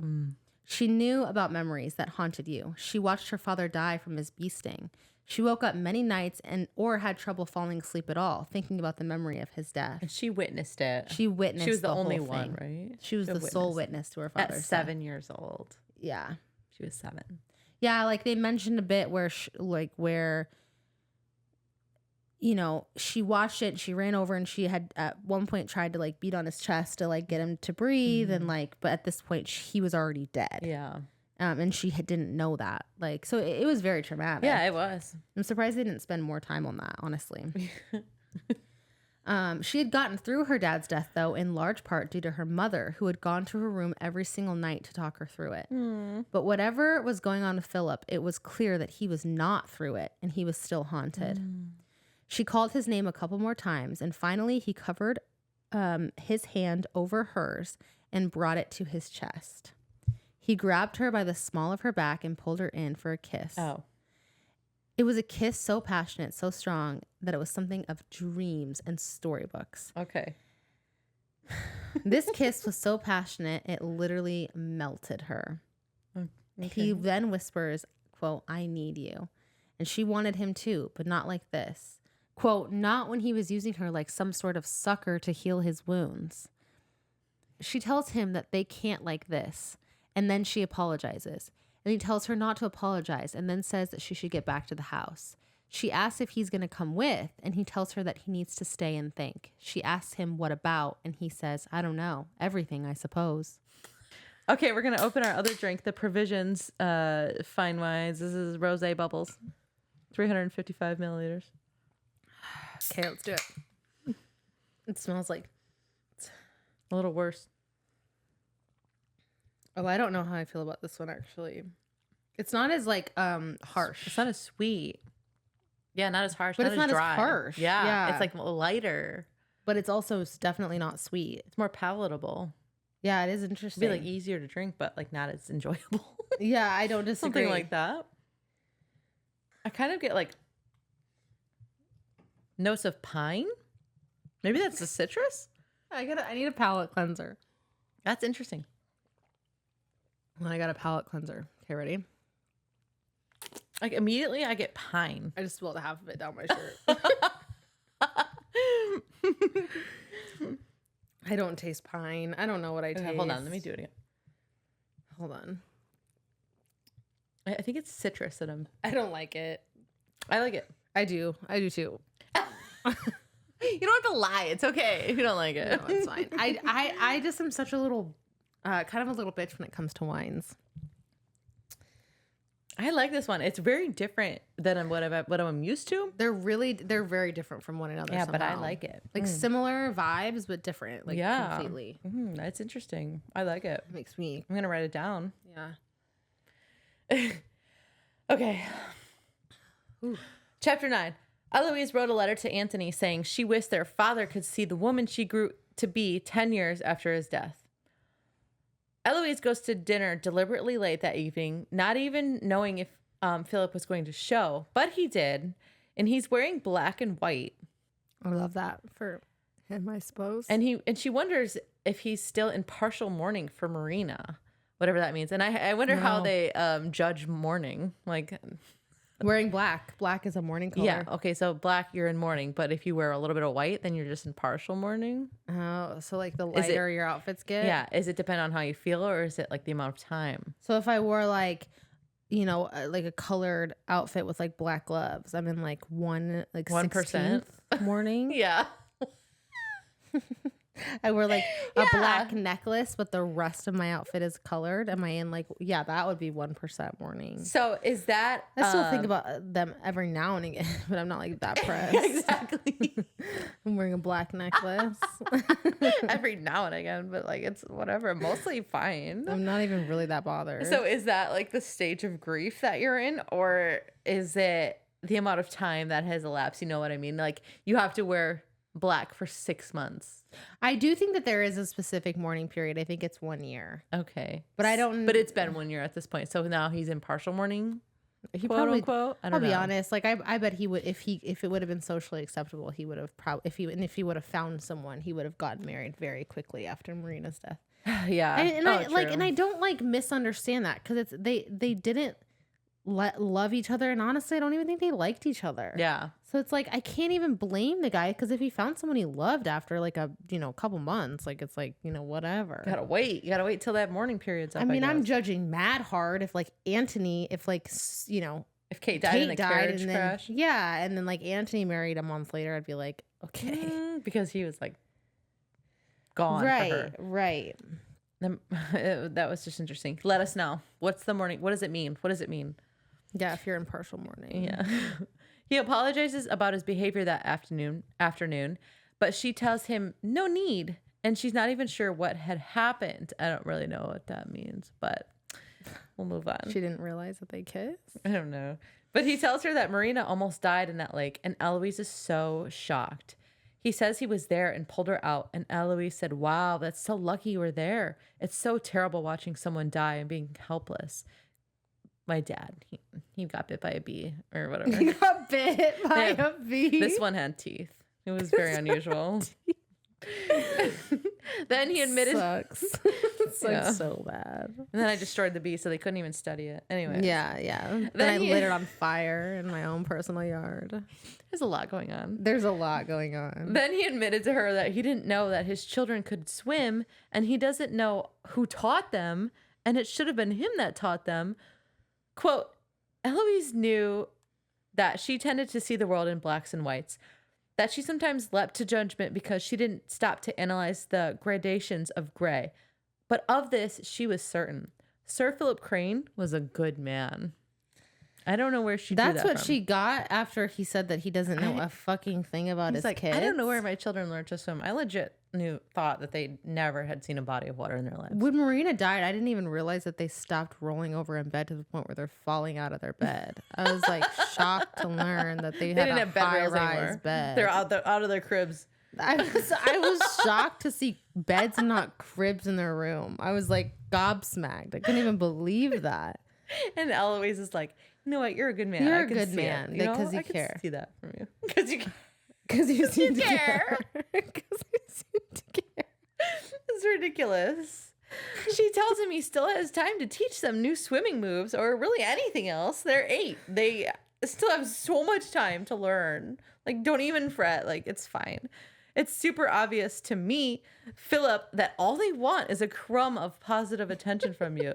Like the barest amount, and I think they'd be fine. Like they've been so starved of attention, Philip, for 8 years. It would take such little effort to make them happy. I'm certain of it. That's like you could do the bare minimum. Like literally the bare minimum, Philip. I'm telling you. She tells him they enjoyed swimming and he should take them sometime. But he can't stomach the lake, but maybe another lake or a pond even. And then he says, I hope you'll join us. The outing is certain to be a successful one if you join us. And she starts to like say something and he talks over her saying, we will all enjoy ourselves much better with your presence. Like, you need to be there, Eloise. Please be there. I don't know how to talk to my kids. I don't know how to do it. I don't know how to ask them what their favorite colors are or anything else. I don't even know what to say. She shuts up and accepts the compliment. I guess that's always a compliment. That's apparently a compliment. I guess so. I don't know if it's more. Yeah. Okay. Then they can hear voices arguing somewhere in the house, and a yelp of terror came from the butler. Then Eloise knew. A rabid horde of footsteps was getting closer, and Sir Philip was acting very mildly for someone about to meet his demise because her brothers are here. Don't. This is where it gets easier to read. Yeah, 100%. Yeah, like, okay. My characters are back. All right, we're at the next scene. Anthony and Benedict both have their hands around Philip's throat. He thinks multiple times that he wished he knew she had 4 brothers. It's best to avoid that. Not worth the trouble. Even though he knew Gregory's name, so he knew that she had brothers, or at least one, and he only had himself to blame. So he was like, Gregory over there. Wait a second, I know his name. Oh shit, I'm the fucking idiot. But then, like, throughout the conversation, she knows exactly everyone's name. So then I think he realizes, like, that he actually knew. Yeah. Because by the end, he was naming each one. He's like, that one's Benedict. I think that one's Anthony. I think that one's Colin. Colin's already eating something. That's Colin. Yeah. Eloise is shrieking and attacking Benedict because they might kill Phil. Kill Phil. When they finally look at her, they see her black eye, and Benedict jams Philip against the wall so hard his feet come off the ground. But he was forced to let go to fight off Eloise. And she was really fighting. Quote, she was fighting like a fury crossed with a banshee, crossed with Medusa herself. Her right hand was still pulling out Benedict's hair, even as her left arm wrapped around his throat with her forearm lodged quite neatly up under his chin. So she was going at Benedict. Well, it was interesting because Antony and Benedict both had their, like, both were holding him up against the wall. So then when Benedict got pulled off, Antony, like, took over as the sole. Still there. Yeah. Philip is close to passing out when Anthony asks if he hit her. Eloise screams, no, do you really think I would defend a man who struck me? Philip thinks again he would have never considered marriage to a woman with 4 brothers. Then we see that Gregory is here, and he's honestly quite scary in this scene. He was the one that punched Philip. Yeah, I know. I was shocked by that too. Wait, when? Because I was trying to figure out who punched Philip. When? I don't know, because I was confused about that too. But Gregory punched Philip in the jaw. I think it was the other way around. I think Philip punched Gregory. No. Okay, it wasn't. All right. Gregory 100% punched Philip. All right, we'll get there, and then we'll double check. No, because he did punch him back. But Philip, Gregory, when he walked in, he punches Philip before they pin him to the wall. Yeah. Oh, okay, hold on. I'm going to double check that. Because when Philip punches Gregory back, he's like, remember he's there at the table. Well, they're talking about boxing. Yeah, before that. So he did that on purpose, do you think? Yeah, to get him back. Yes. Okay, what chapter is this? Because Gregory first punches Philip. What chapter is this? Because 9? they talk about it in this, and I was like, who is the one that punches him? And I was like, I don't remember this. And it wasn't Anthony, it wasn't Benedict, it was Gregory. Yes. Oh, it was chapter 10. Oh, wait. Okay. I read it a lot because I wanted to make sure. I missed it. I have to look. Did you hit her? No. Or for heaven's sake, do you really think that I would defend someone who'd struck me? So it was before this? So they didn't ever, I don't know when they said it because they said it like when they walked in. They so it could have been later. Back. So I probably won't find it. Okay. Hold on. Okay. Oh, right here. What did he do to you? One of the other brothers demanded. The one who Philip realized had punched him in the chin right before the others had decided to strangle him. And that was Gregory. Oh my gosh. I missed that. Yeah. And he said, she shot him a scathing look. What are you doing here? Protecting my sister's honors, he shot back. All as if I needed protection from you. You're not even 20. Yeah, it was Gregory. Gregory punched him in the face. Who's not 20? Well, he's actually like 20. Yeah, he's 23. 23, yeah. But yeah.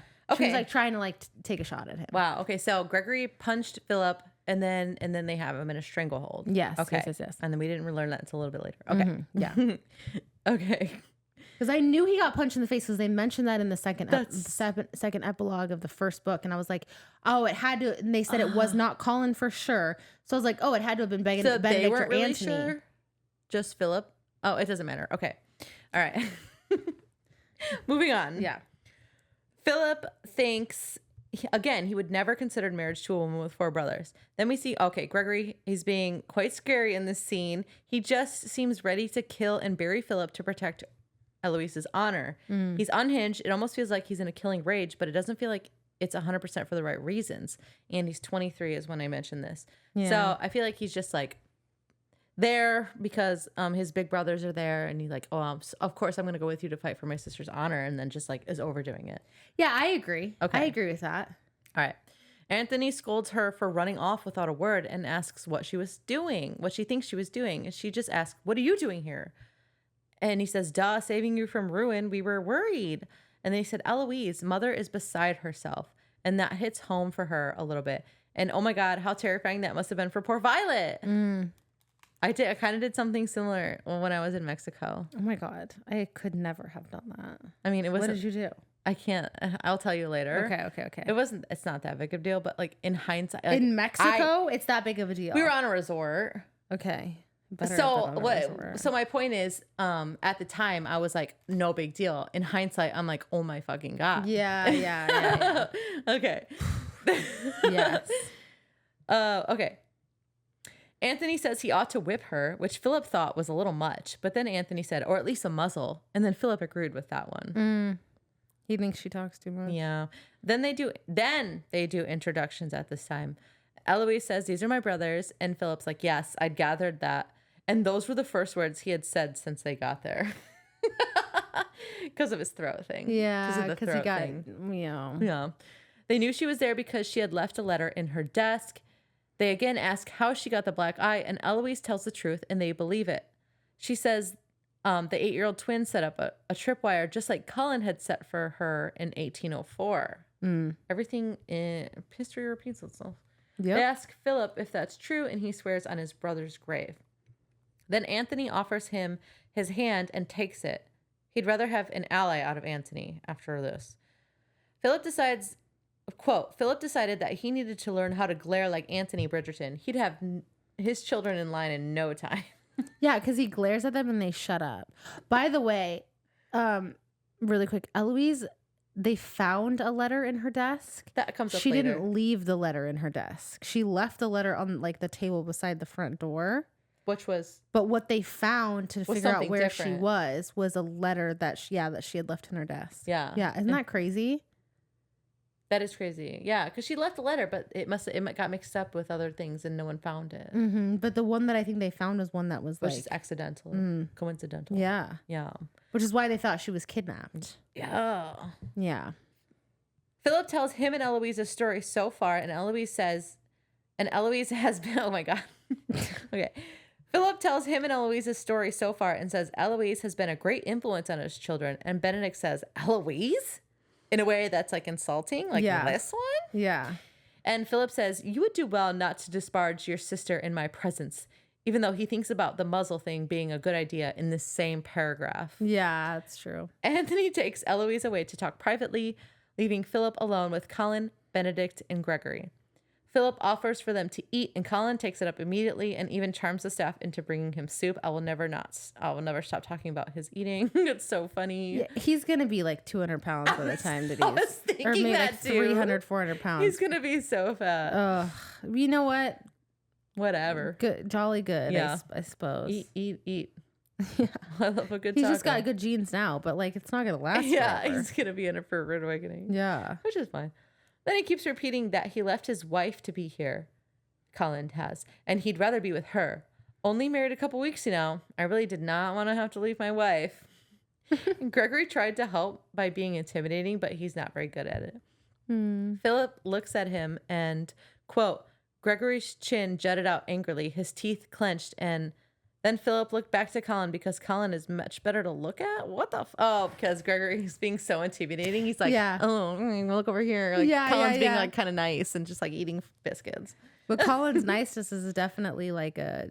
intimidating. It's like scary. It's supposed to be like a thing to get your guard down, but it's definitely a tactic that's almost more scary in my opinion. Yeah, it's like when an authority figure or someone who is angry is being calm. It's like good cop, bad cop, but like that they're both cops. That's funny. It's like Colin's a good cop and Gregory's a bad cop. Yeah. It's hilarious. And then Sir Fuck Up asks them to quickly break his legs. Chapter 10. Eloise tells Penelope in a letter after a midnight ride with her brothers that she's unfortunate to only have sisters because brothers are so much fun. So funny. Anthony gives Eloise 2 choices. Marry him in a week or marry him in 2. She's not sure she wants to marry him. The point of the trip was to see if she wanted to, and it's only been 2 days. That's insane that it's only 2 days. I know. She's getting overwhelmed with Anthony's persistence and says, stop, I can't think. And Anthony says, you don't think. If you'd taken one moment to think, to use that tiny portion of your brain reserved for common sense, you would have never run off. Okay, Anthony. I can't actually disagree with him though. No, I feel bad, but like what she did was super, like being in her head, I get it. But being like when we read it in the second epilogue and like being in an outsider perspective, Who was the second epilogue point of view? it was Penelope and Collins, but they were talking about how like when she left, everyone was literally before. And I can relate to both of them. I can kind of understand like why they were so upset, and for sure. And it was really reckless, and it wasn't super well thought out, and there wasn't a lot of common sense. Yeah, she's just like, well, I guess I'm gonna leave tonight. And for someone who's 8 and 20. And supposed to be like a lot more mature and grown up, it just wasn't. It wasn't very good. Like it wasn't a good decision. Yeah, so these scenes are fine. But she still doesn't know what she wants to do, and he keeps guilt tripping her, which she deserves, is what I wrote down. She's still kind of defending herself, even though she knows she was in the wrong. Anthony says at one point, "Do you have any idea how the effort it requires to keep my temper in check?" Which I like that line. It's kind of terrifying. And also, that actually kind of reminded me of Philip. Like, what, are you going to hit me? Right. Come on. It's good. It was good. What happens when your temper gets out of check? Get your fucking shit together. Don't threaten me like that. I'd be so mad. I would be that defiant if someone, do you know what's going to happen, Anthony? Yeah, what are you going to do? What are you going to do? He tells her Violet went to the bank to make sure they had ransom money in case she'd been kidnapped. Okay, yeah, but also then I'm like, okay, she deserves scolding. Violet is perfect. She is perfect. It had been Penelope that had found the letter from Sir Philip in Eloise's room, and they had enlisted her help. Yeah. She's so smart and so beautiful and so pretty and so funny and so intuitive, and I love her. I love her. She tells him a little bit about what she knows of Sir Philip, and Anthony says, quote, "If you tell me that he's a cruel man, that he will beat you, that he will insult you and demean you, I will not force your hand. But before you speak, I want you to consider my words. You are a Bridgerton. I don't care who you marry or what your name becomes when you stand up before a priest and say your vows. You will always be a Bridgerton, and we behave with honor and honesty, not because it is expected of us, but because that is what we are." Oh my God, that was so good. I love that. I love that quote, though. Me too. Then he asks if there's any reason you can't marry him. And she immediately answers no. Even though she's unsure she wants to, she doesn't want Anthony to think that he's being violent towards her if she had said no. Like, there's a reason, but it's not what you think. She reluctantly says she'll marry him even though she hoped for a love match. She explains how even though she's happy for Penelope and Colin getting married, it made her feel lost, lonely, and old. She never really thought she'd always be a spinster, but took comfort in thinking that if she was, she'd have Penelope. Which is that selfish? It is. Okay. I agree. Anthony says love can creep up on a person, and Eloise doubts that it will creep up on her. And I would doubt it too at this point, girl. I would too. I'd be like, fuck, I'm not feeling that love bite anytime soon. Can I go to Australia? Can I actually? Yeah. I honestly, I'll live in disgrace and dishonor for the rest of my life. That actually sounds not bad. I'm not mad about that at all.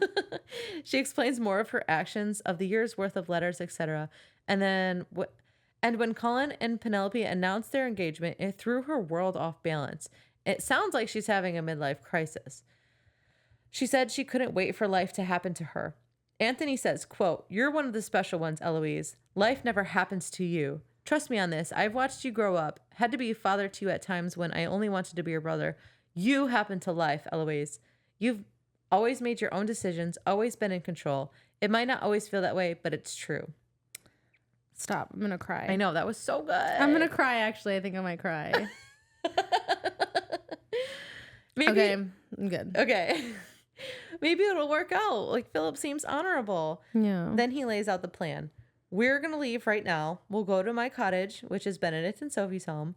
Philip can visit each day. And at the end of a week, if I think he's good enough, you'll marry him immediately." And he said it rarely takes longer than a week to judge a man's character. How long do you need to judge a man's character? A lot longer. Longer than a week? Yeah, because I think the ones, because here's the thing, like, people that, what I've learned in life is, like, even, people can be very manipulative.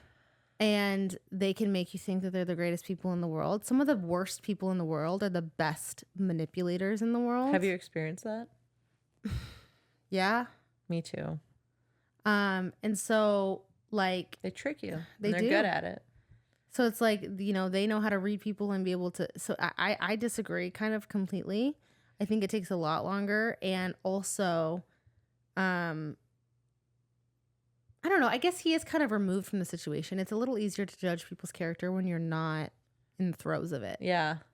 I mean, yeah, and it's so nuanced. It's not black and white ever. But I kind of do disagree with it though. Like I do, I like literally the worst people in our world, in life, like yeah, in history have been the most manipulative, charming and manipulative, and it's scary. Eloise agrees and they head back to the others to make sure that they haven't murdered Philip. When they enter the room, everyone is talking and drinking, and the situation seems to have diffused. Benedict is talking about how this was the worst. I fucking hated this scene more than anything else in the entire world. Maybe in the entire series. Fuck this scene. Fuck this scene. Seriously? What the fuck, Julia Quinn? I was so mad. Me too. Oh my gosh. Benedict is talking about how massive a local tavern wench's boobs are. Eloise blanches and says, "You're married." And Colin says, "But not blind." And then she's like, "You're married too." And he's like, "But not blind." Then Gregory says very condescendingly, "There are some things that are impossible not to see, especially when you're a man."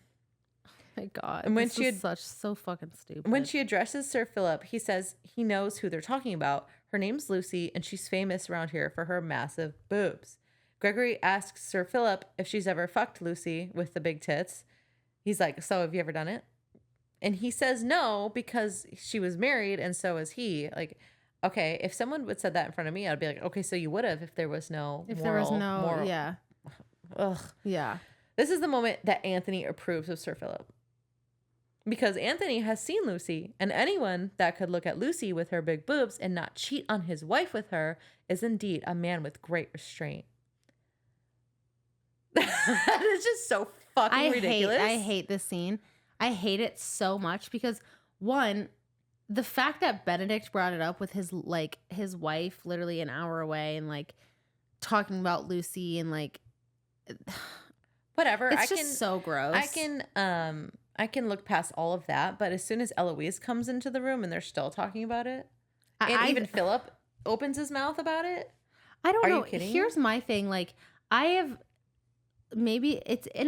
sorry, I disagree. Women are just as horny and like sexually driven as men. And I've never, since I've been like married or when I've been in relationships, like I can appreciate a hot like man that's out of my reach. Like when they're celebrities or something like that, like someone who never in a million years would I probably ever have a fucking opportunity to bang or whatever. Matt Smith. Like, I love you. I love you, Matt Smith. Anyways, men that I would never ever have an opportunity with. And here's the thing, like I talk to my husband about this. We have conversations about like hot women are hot, like unreachable. Both genders. Yeah, people all the time. But have I ever gone to like a local bar or something like that and been like, talk to like my girls or anything like that and like, oh my God, that man is so hot. Like if I wasn't married, I'd fuck the shit out of them. I haven't. No, me either. And you know what? It happens in my social circles with the men. Do not men the women. do that? All the time. I've experienced it. That's crazy. And it's annoying because it's like her boobs, which she has no control over. And it's just she probably doesn't even want the thing. attention. Yeah. It's just, ugh. That's so gross. It's so annoying. That's gross. Anyways, Eloise is kind of at a loss as to what's happening, as we are. And Anthony sits down to join in on the food and conversation. Philip accidentally punches Gregory in the face, demonstrating a boxing move. Maybe he did it on purpose. Who knows? Probably. My impression is that he was doing it to kind of get back after Gregory punched him in hindsight, yeah, that makes sense. Eloise asks him for a word, and he tells her that the ice was broken after he asked the brothers to break his legs, and they had drank 3.5 bottles of wine in the short time Eloise and Anthony were talking. He tells her they have to marry, or they really will break his legs, and she says, "I know," but she's like upset that if his broken legs are the reason they have to marry and not love. And she wants this scene to end, as do I. Quote, same. She'd had enough of Philip. She'd had enough of them all, of everything, of men, of marriage, of broken legs and empty wine bottles. But most of all, she'd had enough of herself, of feeling so out of control, so helpless against the tides of her life. She tells Anthony she wants to leave now. And they leave. And Eloise had never been so glad to see the inside of a carriage in her life. And that's where we're going to end it this week. And it's not a great note to end it. But no, it's good. and it's fine. interesting because of where I assume this book ends. A happy ending. Like all of them, quote unquote, happy ending. Yeah. It will never be happy for me. Yeah, I agree. I agree. Yeah, I wrote down, this book makes me want to deface private property. Yeah, I think that the main thing for me is that Eloise is obviously very like active socially and also like just in life. And I just feel like in any real scenario, a person like Eloise would never, ever, ever, ever, ever feel complete and utter satisfaction in the country where there's just like a lack of like a social like circle and all of those sorts of things that she did even admits in this book that she enjoys. And it's so deeply unsatisfying. And that's the last of it, where geographically where she's going to be living. And they're not like close to London. How far is it, do you think? I mean, I don't think it's far. It's about as far. I mean, they're about an hour away from my cottage. I'm gonna assume that's like a couple hours carriage ride. So it's not like they're like carriage ride? Yeah, it's probably not like they're, it's not like it would take a fortnight the way that it would take to go to Scotland to see drink your fucking thing. To go and see Francesca or anything like that. But so it's not something crazy in terms of that type of drive, but it is far. Like it's not like you just drop in for a London afternoon for lunch or whatever. Right.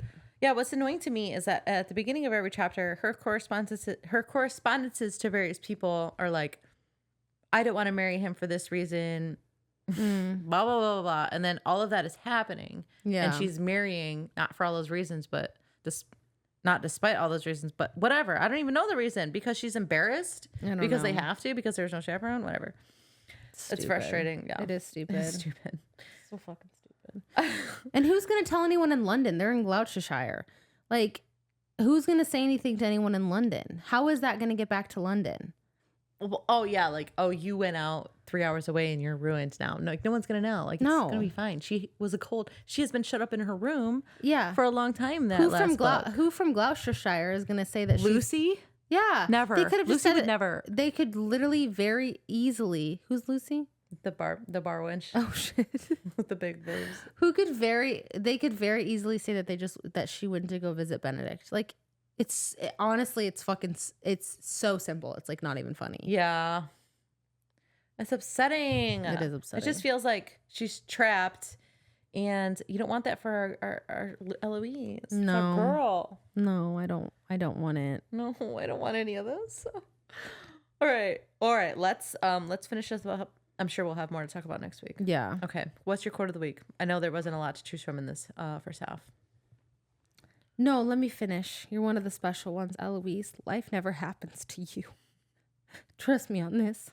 I've watched you grow up. Had to be your father at times when I wanted to only be your brother. You happened to life, Eloise. You've always made your own decisions, always been in control. Who doesn't love that? Come on. So cute. I picked I picked that same exact quote, but I shortened it up to just "you happened to life, Eloise," which is so good. Good, Anthony. So good. Outside your book, we love you. We love you. I mean, inside your book, I would have loved you. Keep me the fuck out of your head, Anthony. Keep me the fuck out of your head, Anthony. Yeah. Don't. If I was Kate, I think I'd fall headfirst into a fucking concrete wall for that man. I think I would too. I agree. I think he's honestly my favorite so far. 100%. All right. Who would you be?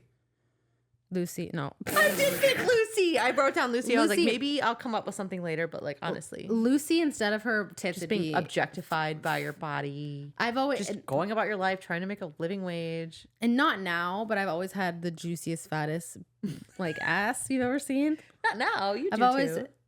It's a little bit like wobbly Disagree. now, but it used to be really nice. Like it used to be like so nice, and I used to have just like this juicy fat, right, juicy ass, and like you just take a bite out of like an apple. I'm so proud of it. God. Okay, good for you. Anyways, not to brag. Agree. But yeah, I definitely was objectified a lot for it. Mm-hmm.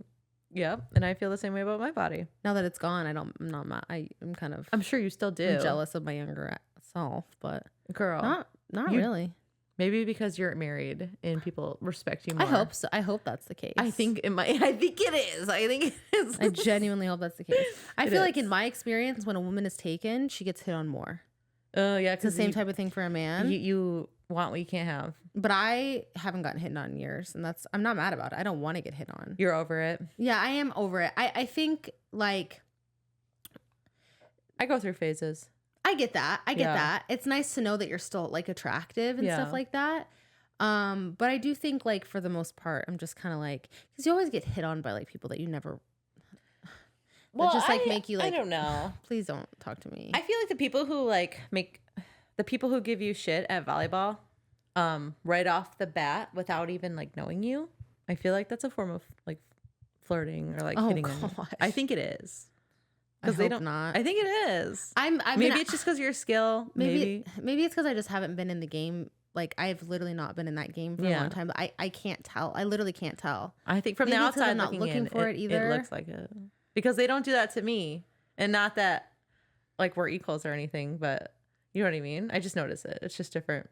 It's so that You're just treated that actually is differently. so crazy because I really don't notice it. And it might be because you're like super bubbly and you have a great personality, and where I'm more reserved out there. I don't know. Yeah, I feel like everyone's so nice to you though. I feel like everyone's so maybe Well, maybe because no they one know ever you can says take those it. things to you. Right, that's what I'm saying. Everyone's But always why? like respectfully nice to you, And everyone's no one ever just like towards you. They're like, "Oh, you I guess they fucking don't- great pass, bitch." yeah, fucking pass you better, you stupid hoe. Anyways, Stupid next ball. Anyways, next ball. That's interesting dynamic. It is. I don't know it is an what to interesting make of thing. it. I always kind of assumed it's kind of the energy that you put out. And maybe I just put out an energy that people, I'm just like, yeah, I guess you can talk shit to me. Sometimes I hate it, but sometimes I don't mind. Yeah. Like I don't care that much sometimes. But you do put out a very respectful energy. So that's probably the energy that you get back. Yeah. Just more respectful. Maybe I need to learn to do that. I've never been able to do that. I'm very much like Eloise. I talk shit at like the most random times. You do talk shit at very random times. This guy missed 4 serves in a row, and I was like, "That's 4." I kind of love it though because I like never know what I'm gonna get from so you. funny. And I'm like, fuck yeah, that's so funny. It is Actually, really funny. I love that. I love it so It's always much. unexpected. It's so fun doing the unexpected. Yeah, but I do kind of love it because I feel like sometimes like you would be the kind to kick off like when I wouldn't be expecting it. Just like Jeff did the other night. Okay. Okay. Yeah. Moving on. Okay. Is the tavern wench Lucy? Who would you be? Okay. Yeah, my All fat right. juice, yes. Yeah. Okay. Who would you want to be? I think that a tough one this for is this- really, really hard because this I genuinely hate everyone. Yes. I like Eloise, but I wouldn't want to be in her position. 100% agree. Maybe. I picked Marina because I know. Marina. I know because she's out of the picture and I want to be out of the picture. Okay, that's fair. Maybe the first nurse Millsby. That got her hair glued to the sheets? No, that was the governess. Oh, my bad. Okay. No, Nurse Millsby was the nurse that was with them from the time that they were born, but then had to leave because her mother was sick. God. Oh, okay, yeah. So that'd be her. Very good character choice. But I Good guess job. that I wouldn't want my mom to be sick, but Oh my gosh, it's You know. you take it, you leave it. I don't know what that means. Okay. take it, you leave it. There's good things and bad things with every It's a character. lot you of choose. things. There's just things, Who's your favorite character? I said, unfortunately, Anthony. Unfortunately, Anthony. There's not a big pool to choose You know from. what? I kind of actually liked Colin too. But I Anthony, don't like anything because Anthony didn't say anything about Lucy. I don't he think. did. Oh, did he? He Fuck did. you, Anthony. Because they talked about it and they said like, Because he was like, and he was like, I met Lucy. I've seen her. I've seen Lucy. I would have fucked her if I wasn't married to Kate. and and I he's still like, want would- to. Yeah, and Eloise was like, "Were you tempted?" And he's like, "No, I He would." did say no ultimately. He said no, But he's because like, don't tell the others. But don't tell the yeah. He did say no ultimately, but he also kind of partook in the conversation. in the boy, probably the butler, locker room talk. the butler, The butler. I wonder what his name was. Oh my the butler, gosh. 100%. Let me look. There's got to be his name. I feel like there was not a name. He's got to have a name. Yeah, so my favorite character is Gunning Gunning the butler at Romney Hall. at Romney Hall. He was Honestly, good man. any He's a butler good in man. any single book. Yeah, I think they've all been really good and They've all just been really good at wonderful. their job, and they were named adequately. Yep. I love them all. Yep. Least favorite character? Oh, it's got to be Sir Sir Fuck Phillip Up. of Jail. So That's so good. I'll just come up with Sir Fuck Up. Yours is so much better. Yeah, Sir Phillip, definitely my least favorite character. Yeah. How could you not? He's just so fucking annoying. he's like a neglectful father. It's just like one of those things where I just wish Eloise would have turned her ass around, got in a carriage, and went back home. I agree. So fast. I agree. Do you want to do those phrases, or should we close it out? These are for the show. That's the only thing. Okay, that well, they're sucks. still funny. Okay. Well, show content always hits. R.I.P. Violet. You would have loved Rose Toys. I don't know what that means. Sex toy. Oh, is that a sex toy? Yeah, that's a clit sex toy. And she would have then. R.I.P. Anthony. You would have loved Bee Repellent. R.I.P. Kate. You would have loved eldest sibling core videos. R.I.P. Benedict. You would have loved Call Me By Your Name. What? I don't get that. Okay. So these don't make sense. R.I.P. Colin. You would have loved Epcot.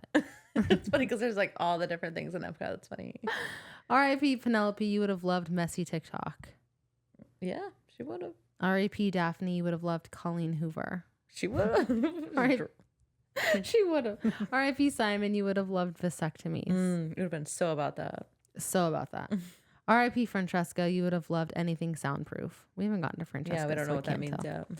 R.I.P. Eloise. You would have loved choosing bear over man. She would have. 100%. Except for when she was literally with a bear. Would she choose the bear? When she chose the bear. But She quite literally chose the bear. R.I.P. Lady Danbury. You would have loved age gap romances. I don't get that either. Any romances. Yeah, sure. I feel like every romance in this book is an age gap romance. I think that's specific to. I think there's like a story plot where she banged Violet's dad or something like that. Yeah, I don't know. Okay, I think it's part of the Queen one. Well, we don't know that much about the show. That's what it sounds like. That might not be a good one. Yeah. We can cut that if you want. Some of them are funny. Okay, next week we're finishing up this book. It should be good. We have a lot to talk about. I haven't finished it yet. Kylie's finished it. Yeah. I have. It gets worse. It gets worse. Great. Look forward to that. It gets worse before it gets better. Oh, does it get better? No. Okay, it doesn't. It gets worse and then it doesn't get better. I mean, I think it gets a little better than when it got worse. Okay, good. Does it get like satisfying? No. No. Okay. No. Thank you guys so much for listening. Rate us 5 stars on Apple Podcasts. We did get a new review, which I said earlier, which thank you so much. That was so fun. They're so fun when they come in. I love it so much. If you have any fan art and fanfic, please send it for any of the books that we've read. We want to see it. We want to hear it. I'm desperate for the Spinster Sisters. Yes. And Anthony going to medical school or like dropping out of medical school. Yeah, like seriously. Send it. Seriously. I think that's so funny. Oh my God. Ugh. Okay. If you have any questions, comments, or did we already say that? No. If you have any questions, comments, or concerns, please email us at litlibationspodcast@gmail.com. Yes, and I'm working on a website, so that'll probably take me a couple weeks, but we'll have that going soon. That'll be fun. Yeah. What else? If you have any, go follow us on TikTok. Book suggestions. We're like halfway through this series, but it'll come and go before we know it. Yeah, and we have Fourth Wing. There's a new book coming out early next year. Wing we're not doing yet until like later on this year. Early next year we're doing Fourth Wing, and then right after that we'll be doing the Hunger Games because there's a new Hunger Games book coming out. Oh, I forgot about that. Yeah, but before that, I think we're gonna be done with this series in September or August. So we'll have quite a few weeks to fill up with books. So let us know what you want to hear. Yeah, absolutely. Yeah. Absolutely. All right. Thank you guys. All right. Love you guys. See you next time. Bye. Bye. Mwah.